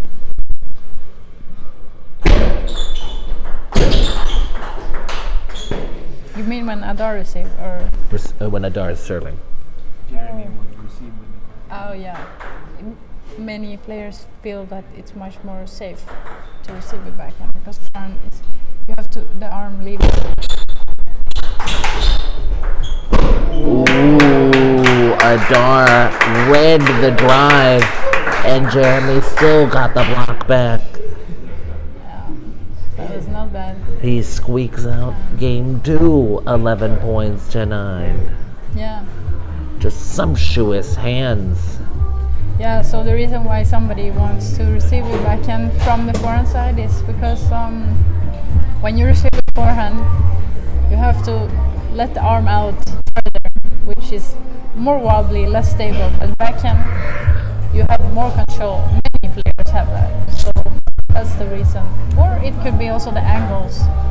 If you place the ball, if you move over to the backhand side, you can place the ball in either corner, and then you can kind of predict. So it's all about tactics.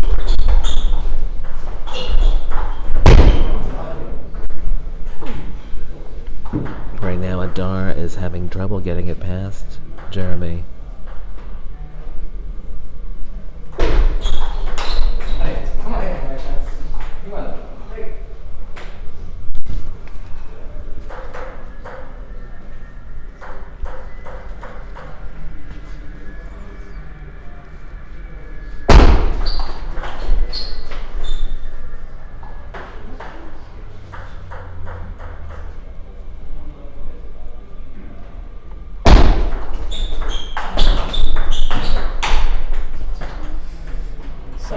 are looking at the second semifinal of Pingpod Pro League final. And the other finalist is Mishel Levinski. He just beat Tahl Leibovitz in the other semifinal. And whoever wins this match will obviously face Mishel in the final. Adar found nobody home. It was pretty empty there. On that cross-court forehand.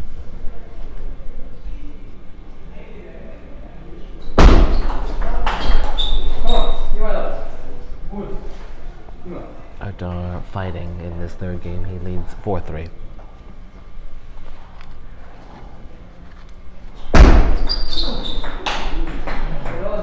Again, the margins are so slim with Jeremy, isn't it? Like, Yeah. when he is able to read all of these shots, he's not giving Adar a lot of room. Yeah. Exactly. And Adar going for a little too much in a couple of these drives. Yeah, it's you think that you're gonna get the ball in a good position, but then Jeremy blocks you right in the elbow and throws you off. It's just very effective. But Adar finds himself inching ahead in this third game. He's up 6-4 midway through this third game. It's best of 5.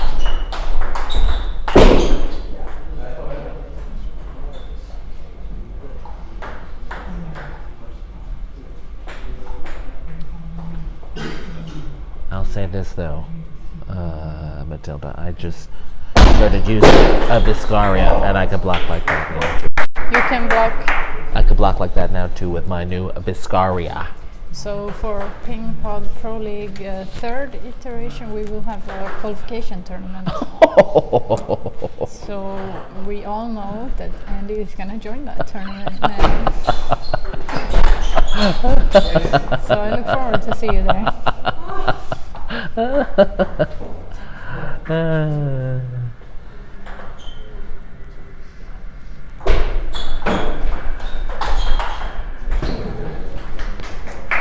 Nice backhand.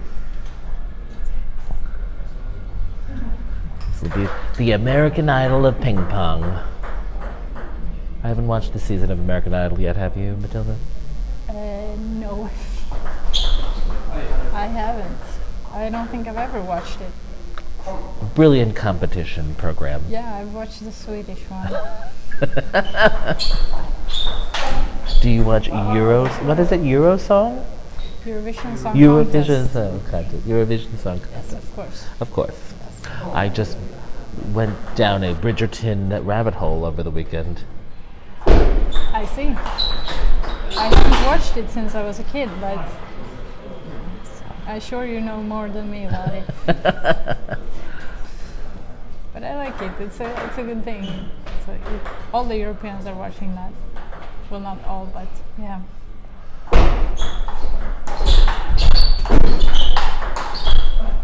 Jeremy Hazin is everywhere on the table tonight. Yeah, it looks tired now. It's running a lot.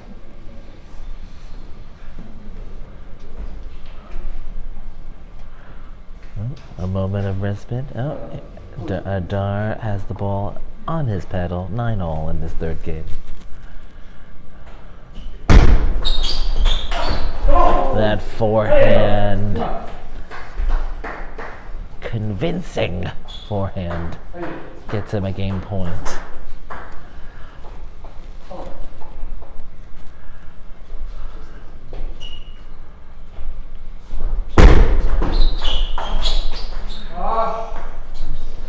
There's what you said, Matilda. He just puts it in a kind of an awkward place.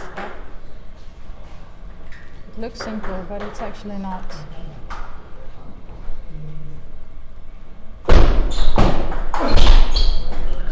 And Adar, not as good of a blocker as Jeremy is, does not get that on the table, and it's match point.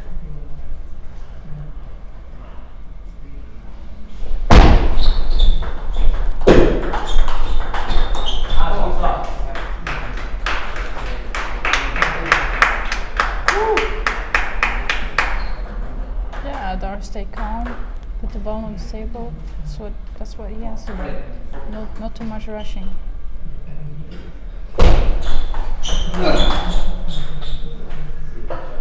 Too much spin for the Alguetti block, and Jeremy has another match point.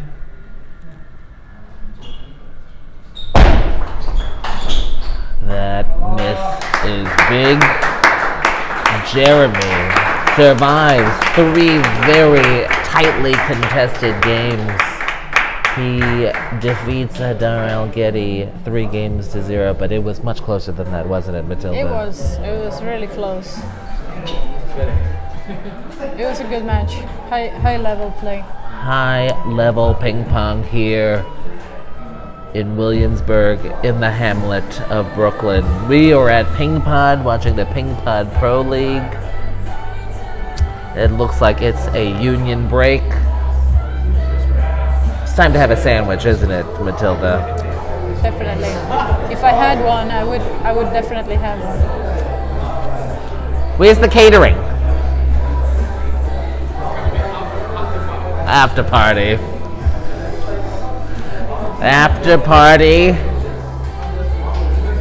to this Pingpod Pro League.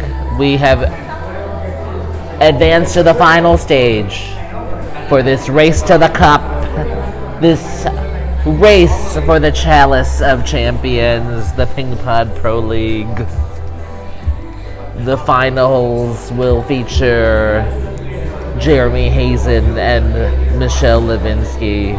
They have defeated all comers, and they will play for a winner-take-all prize. Well, not entirely take all, but Winner take most. Winner take some. yes. Winner takes some Pingpod dollars of great value. The winner actually takes real dollars. Real dollars. real Is it dollars. taxable? We can't talk about that. When you say it's in cash, I want to know if it's taxable. Tax-free. Is it tax-free? Because I will play that tournament. We already know that you're joining the qualification for Pro League next time. So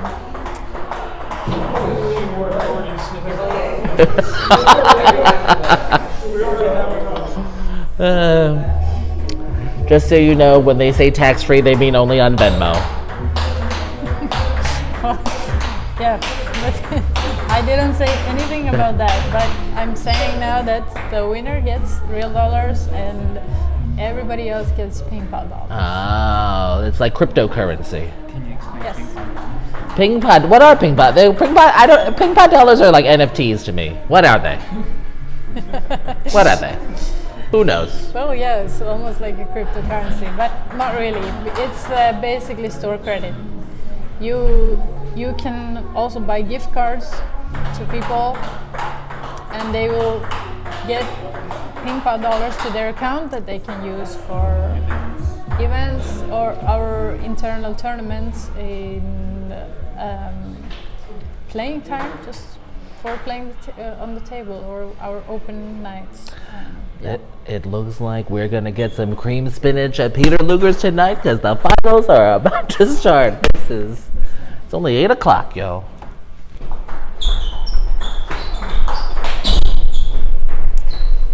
Yeah, now we will see if Mishel can power through Jeremy's block.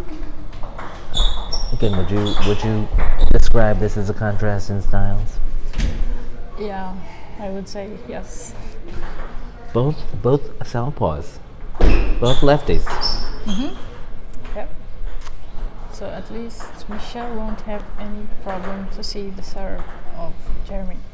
But lefties playing lefties is a very tricky proposition, though, isn't it? Yeah, so I actually like to play against lefties as a lefty because I do what Mishel just did, playing my own backhand down the line. Ooh. Where the lefty is usually exposed, just like that, the deep, wide forehand corner. Because lefties tend to cheat into their backhand corner. That backhand exchange goes Jeremy Hazin's way. So there is something very strategic about the way lefties play. Yeah. Yeah.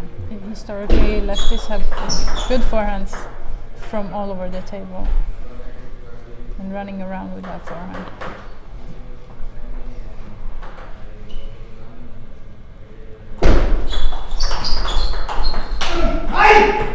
Not doing anything, sure. Mishel providing his own commentary.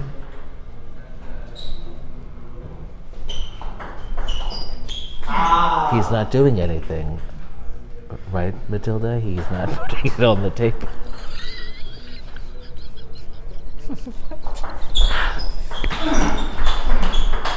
Oh, nice backhand.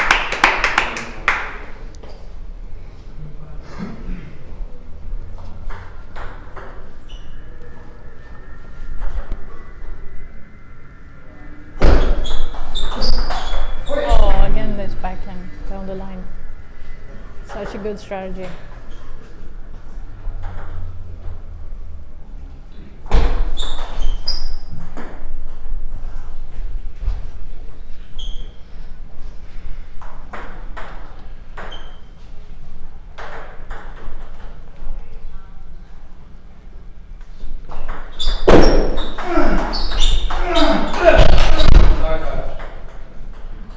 The grunts have increased a decibel or two. And Mishel has a 7-6 lead.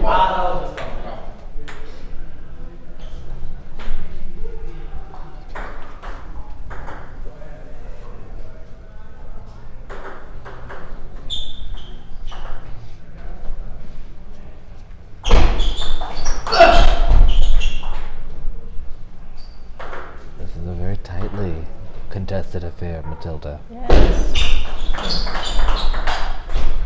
Again, another backhand exchange. Yeah. Mishel got a little bit too excited there and wanted to finish the point, but he was not in a good position to do so. What was that? What elicited that kind of gross miss? Well, he started to play before the ball even was there. He should have moved a small step closer. Like that. Yeah. 9-all. So Big. important to don't start the stroke too early before you're in a position to do so. But for some people, if they don't start early enough, then they're already late. Yeah, then maybe you have to shorten the stroke. Jeremy doing just enough to get ahead in this game. It's 10-9. He has a game point.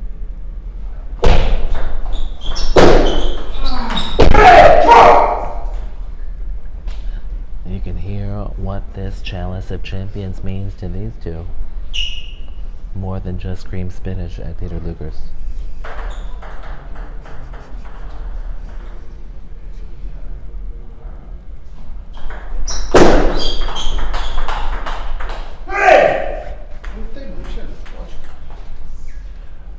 And Mishel Levinski with that miss arrives at game point in this first game of the finals of the Pingpod Pro League.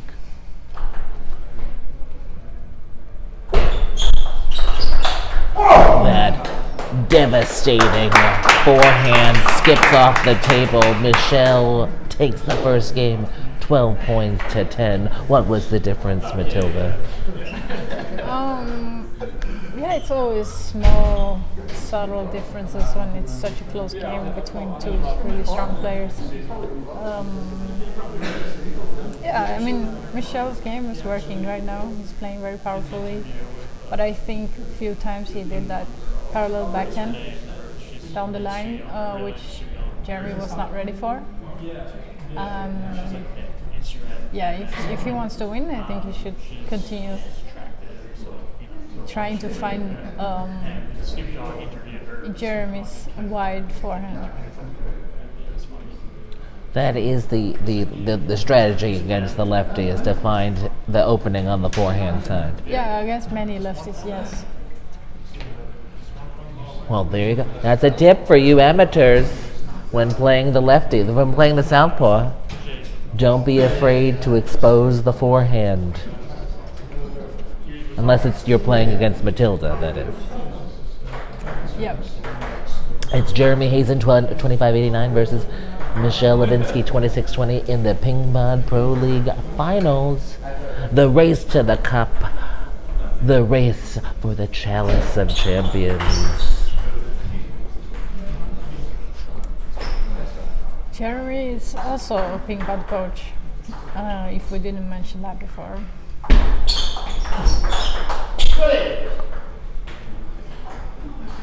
Right now, Mishel is winning on the forehand to forehand exchange. Yeah.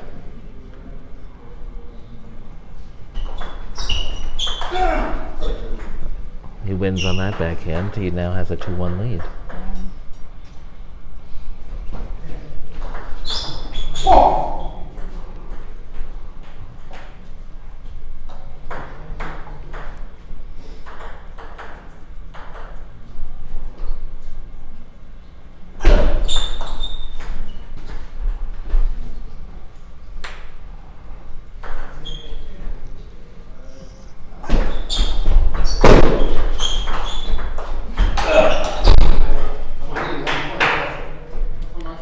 A couple of net dribblers kept Jeremy in the point, and it's 3-all.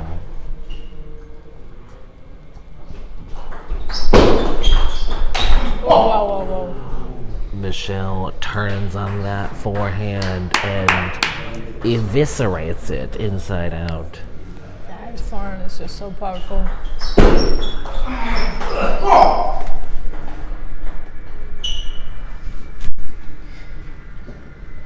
Jeremy maybe getting a little bit stressed there. He could have just blocked that one.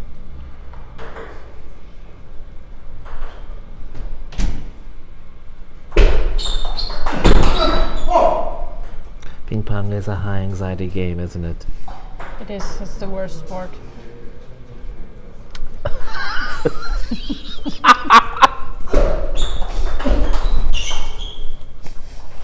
Don't ever play it. But it's fun when you win.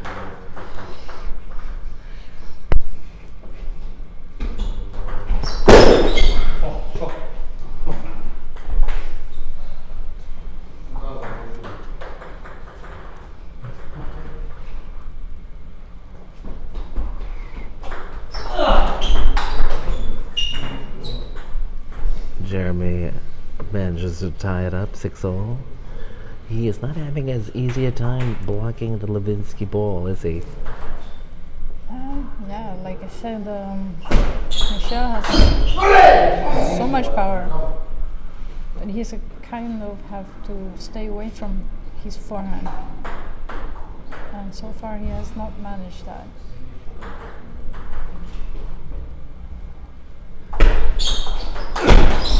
There was a nice forehand from Jeremy. Yeah.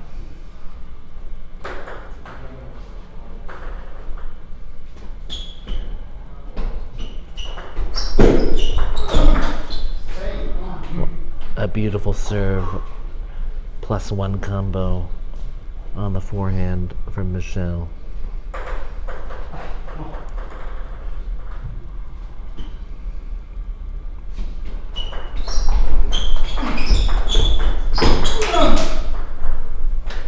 Nice rally. We're in game 2 of this tightly contested final of the Pingpod Pro League. We're watching Jeremy Hazin serving to Mishel Levinski. It's 8-all in the second game. That backhand goes long, and Mishel inching closer to a 2-games-to-love lead.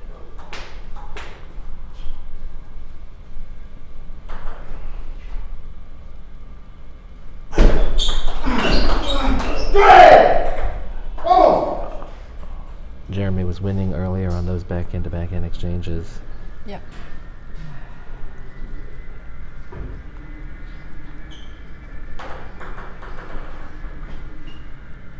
And it's game point.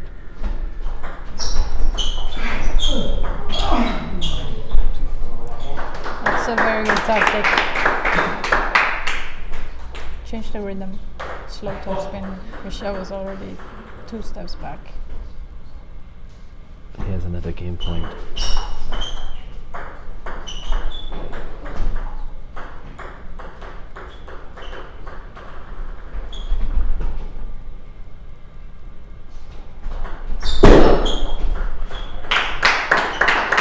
Heavy chop on the return gets Jeremy to deuce.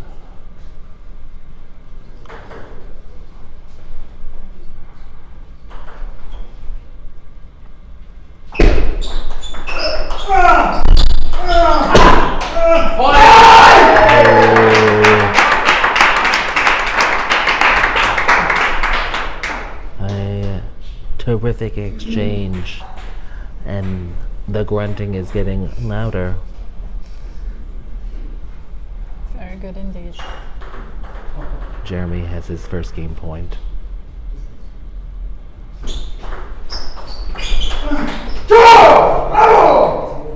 Watch the ball.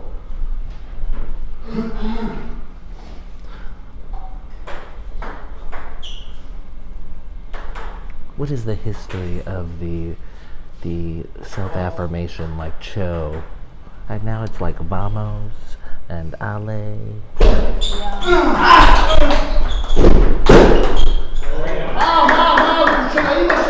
Jeremy wins on that backhand exchange. He has another game point. Yeah, it's Asian.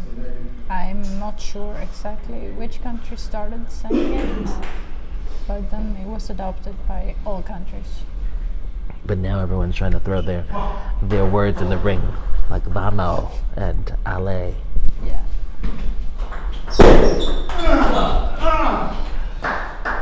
This game continues. It's 12 all. Yeah, it's exciting.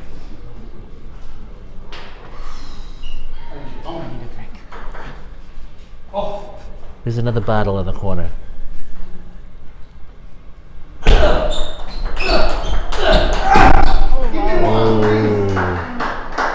The forehand misses off the top of the tape. Again, Jeremy finds his footing with that backhand exchange. He's up 13-12, another game point. This very contentious affair. What was that serve? Side spin, top spin. It's very stressful if your opponent has such a good serve. So you know that you always have to win in your serve, and then you have to do something extra good when he or she serves. So it's not just the amateurs who can wildly miss. No. The backhand skims off the top of the tape, and Jeremy has another game point. It's 14-13.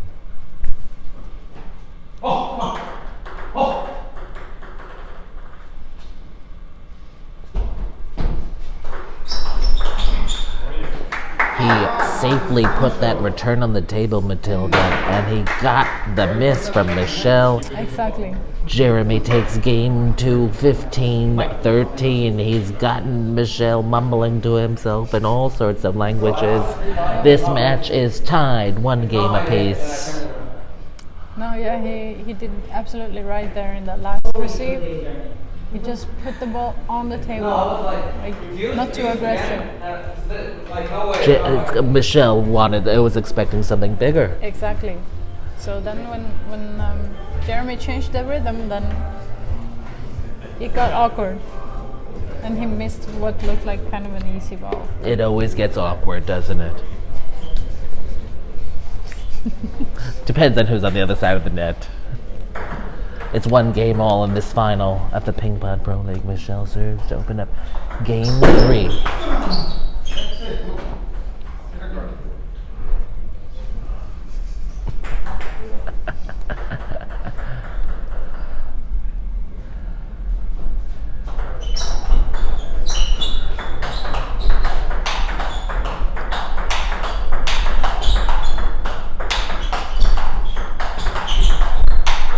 What an exchange!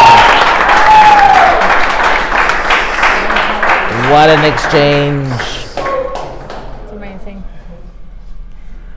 Jeremy has been the beneficiary of those backhand exchanges. Oh, nice serve. Perfect half long. Just between long and short. It wasn't there. Just put on the table. So be sure to check out the highlights videos after this that our editor Russell will create, where you can watch these rallies again. Now, Jeremy is a student of New York University, and if he should win the cash prize, Chick-fil-A will be really grateful.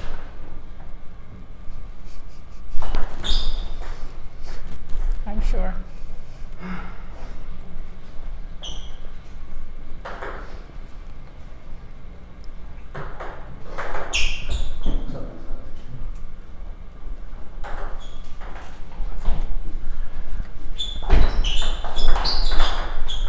Yeah, Jules is saying replay that in the YouTube chat.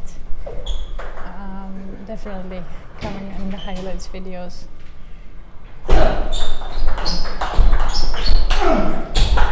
Not doing anything. This. Mishel went for the forehand there, missed wide.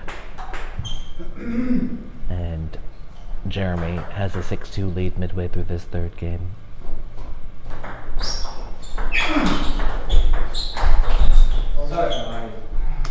Was that because of the spin or because of the net? I didn't see. But if it was the net, every time the ball touches the net, it will become spinner because it loses speed.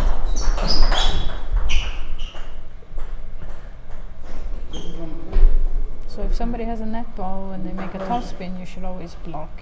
A little bit softer, not too aggressive, because it's going to be spinning. Jeremy right now is lulling Mishel into a serious, beautiful return. Just as I say. Jeremy in this third game has begun to lull Mishel into more mistakes. Like that. Now Mishel is just rushing. He wants to be done with this game. Those Peter Luger well done lamb chops are calling all of us. And that serves. Except me. Gets the toss of the paddle. Jeremy Hazin takes a 2-1 lead.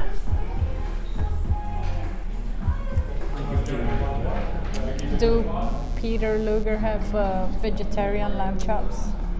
I don't think they do. I don't think they do. Gotcha. The cream spinach is delicious, though. Yeah. Yeah. I should try it. I think that might be the only thing you can eat. Yeah. Wouldn't surprise me if they put what's it called? Caldo? Stock? Chicken stock or something in it. Tallow.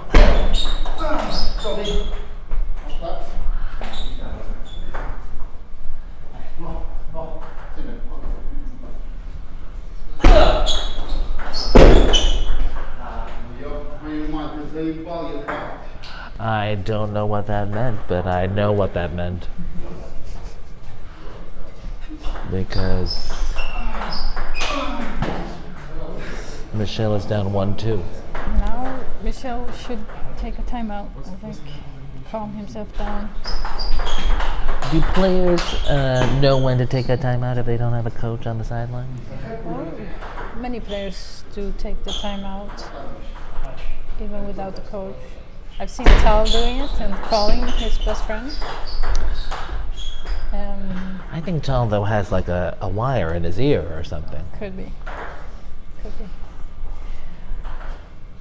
But yeah, you're allowed to take the timeout.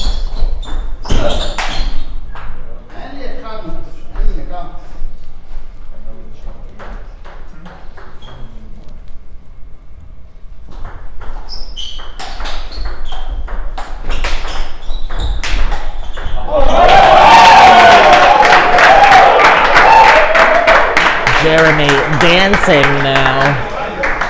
He's dancing to a 6-1 lead. I'm so happy we have that on camera.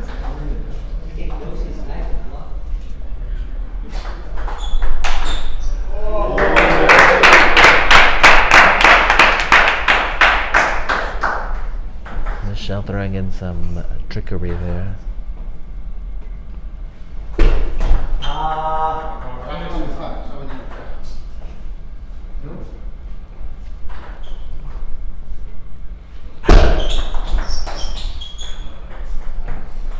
It's still a game.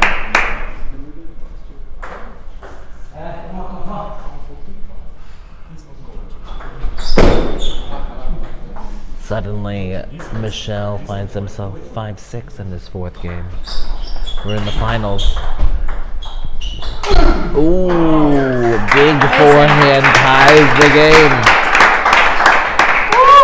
We are in the finals of the Pingpod Pro League. We're in game 4 at 6-all. Jeremy has a 2-1 lead. It's a best of 5. And should we get to 5, it will be a super tiebreak race to 7. I agree. Whatever Mishel said. Ooh. He gets the net dribbler at 7-all.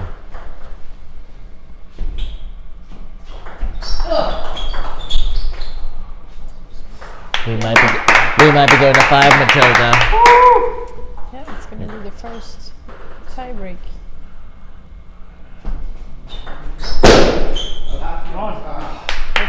Let's see if they remember the rules. So the tiebreak is gonna be like a tennis tiebreak. 1 serve and 2 serves.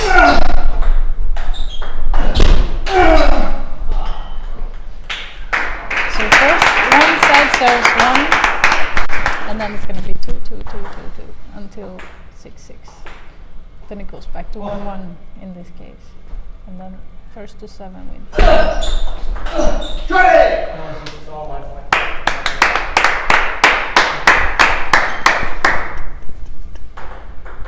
2, 2, 2, 2, 2. No. So not 1, the first one.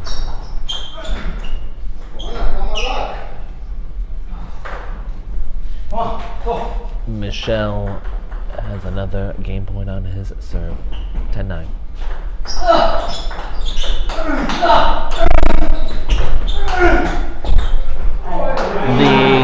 The blocking prowess of Jeremy Hazin, net or not, on full display.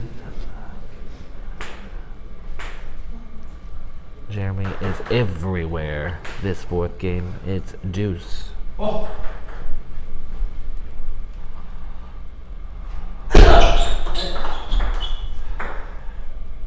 Netsu.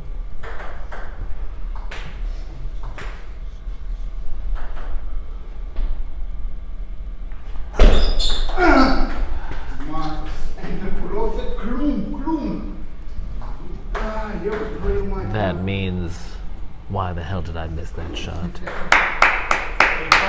It is match point for Jeremy Hazin.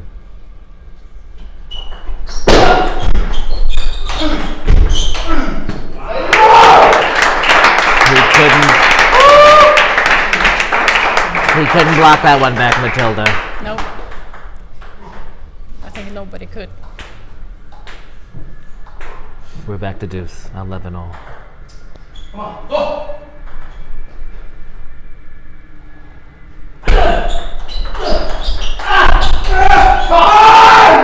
Unbelievable! Again, Jeremy has won on 90% of these backhand exchanges. Yeah, so Mishel is upset because Jeremy had many net touches in this game.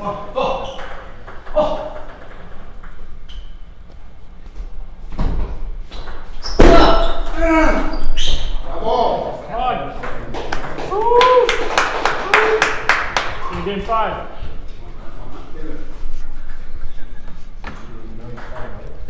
12-all. This fourth game marches on.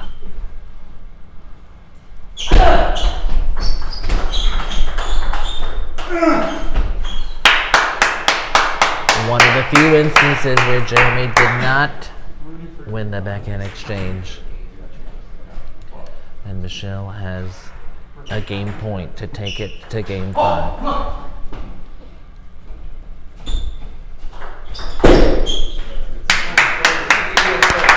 He missed the return off the top of the tape. Mishel Levinski takes game 4 in a squeaker, 14-12. We're going to 5.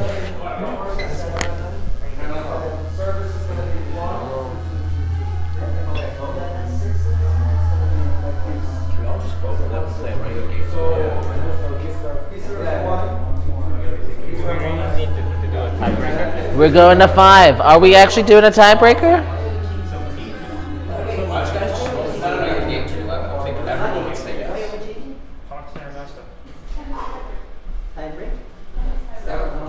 Why don't they just play a game as being asked? I think we all want lamb chops from across the street.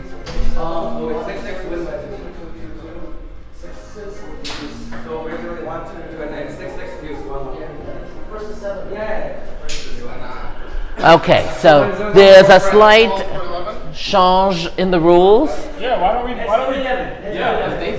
Oh, there was a change in the rules, and now no longer, because we're finishing on relatively good time. They are playing a standard 5th game, 2-11. Yeah, we're switching back to 11. I don't remember Wimbledon ever making any such last-second changes, but hey, this is Pingpod after all. And Mishel serves to open up the 5th game. It is a standard 5th game to 11 points. They will switch after every 2 serves.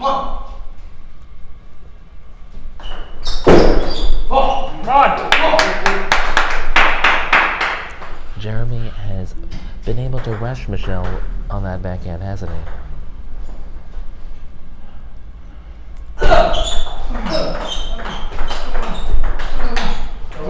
Well, maybe not in that instance.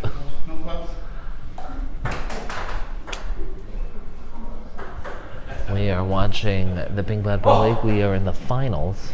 Watching Jeremy Hazin serve to Mishel Levinski. Mishel just won game 4, 14-12. And now he has a 3-1 lead in the 5th game.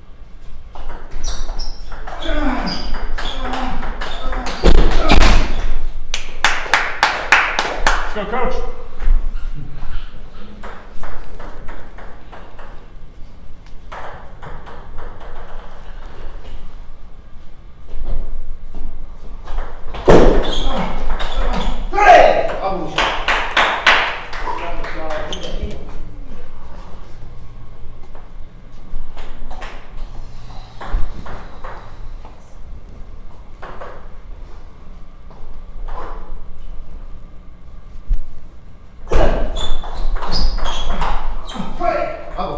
And midway through this 5th game, Mishel has found the footing. He's up 5-2. They switch midway.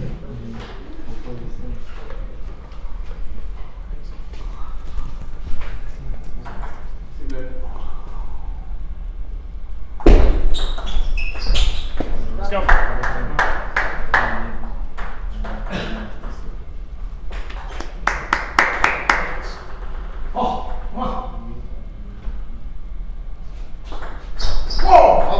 What was that serve, Matilda? It was heavy backspin. It went straight to the bottom of the net. Yeah. And Same movement, but total opposite. top spin serve tricks Jeremy, and he finds himself down 3-7. Let's go.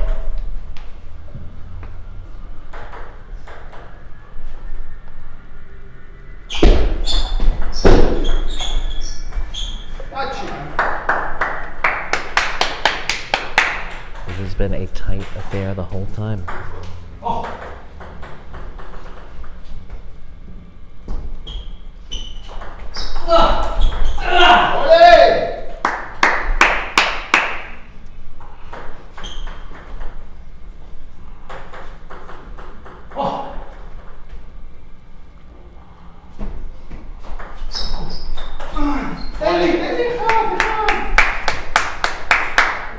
This resembles the last time I played my cousin at the dinner table.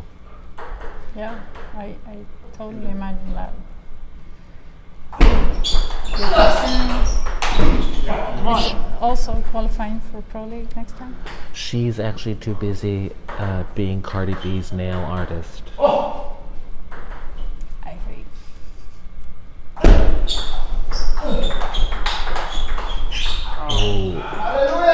One of the few net exchanges, backhand exchanges that go Michel's way, and he laments the gods, the ping pong gods, for he has a 9-7 lead, 2 points away from victory.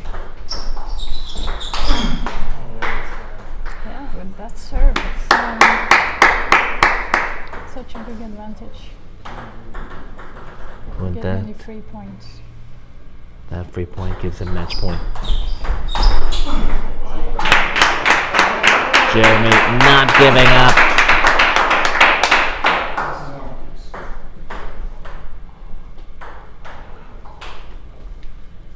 Mishel still with 2 championship points.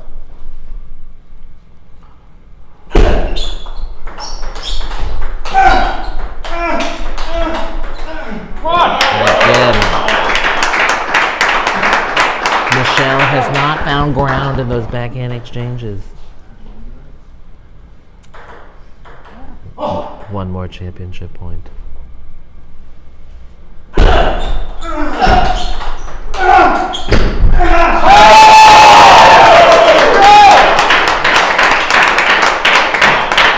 Stunning rally, Matilda. It's amazing. Shares movements. These two are not giving each other an inch. It's deuce in the 5th game.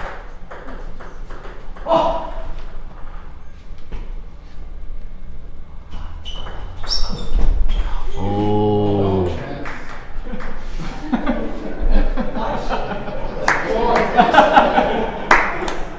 Mishel extolling the virtues of his own serve. It gets him another championship point. Come on! Jeremy has really done just enough to stick around. Yeah, that's what he always does.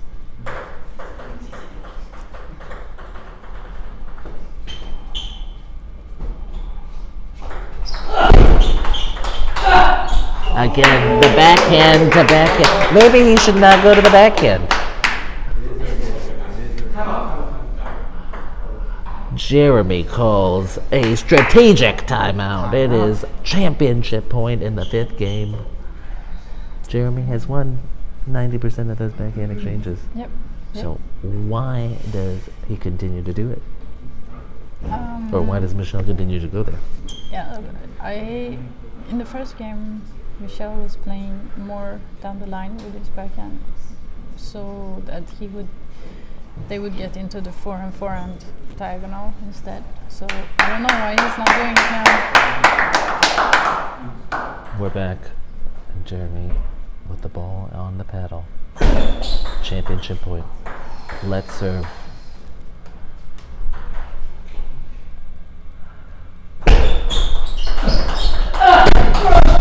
And it is over.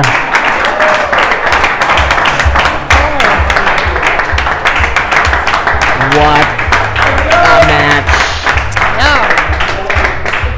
Very nice final. These are pros, people. Jeremy, it is your day, Jeremy.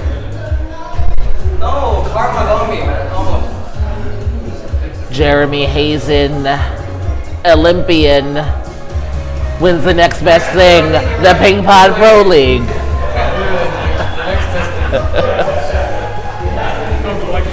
He takes it. I like it medium rare. He takes the title back to Weinstein Hall or whatever NYU dormitory he lives at.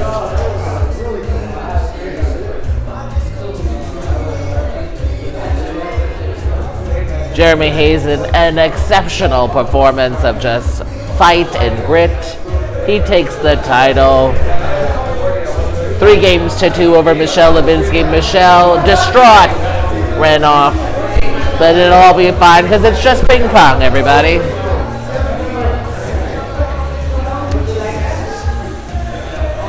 And that was the Pingpod Pro League. What a finish. Starts and stubs and bumps and lumps. Sort of like the invasion of Ukraine. But we got there. That's such a big gap. Thanks everyone for viewing.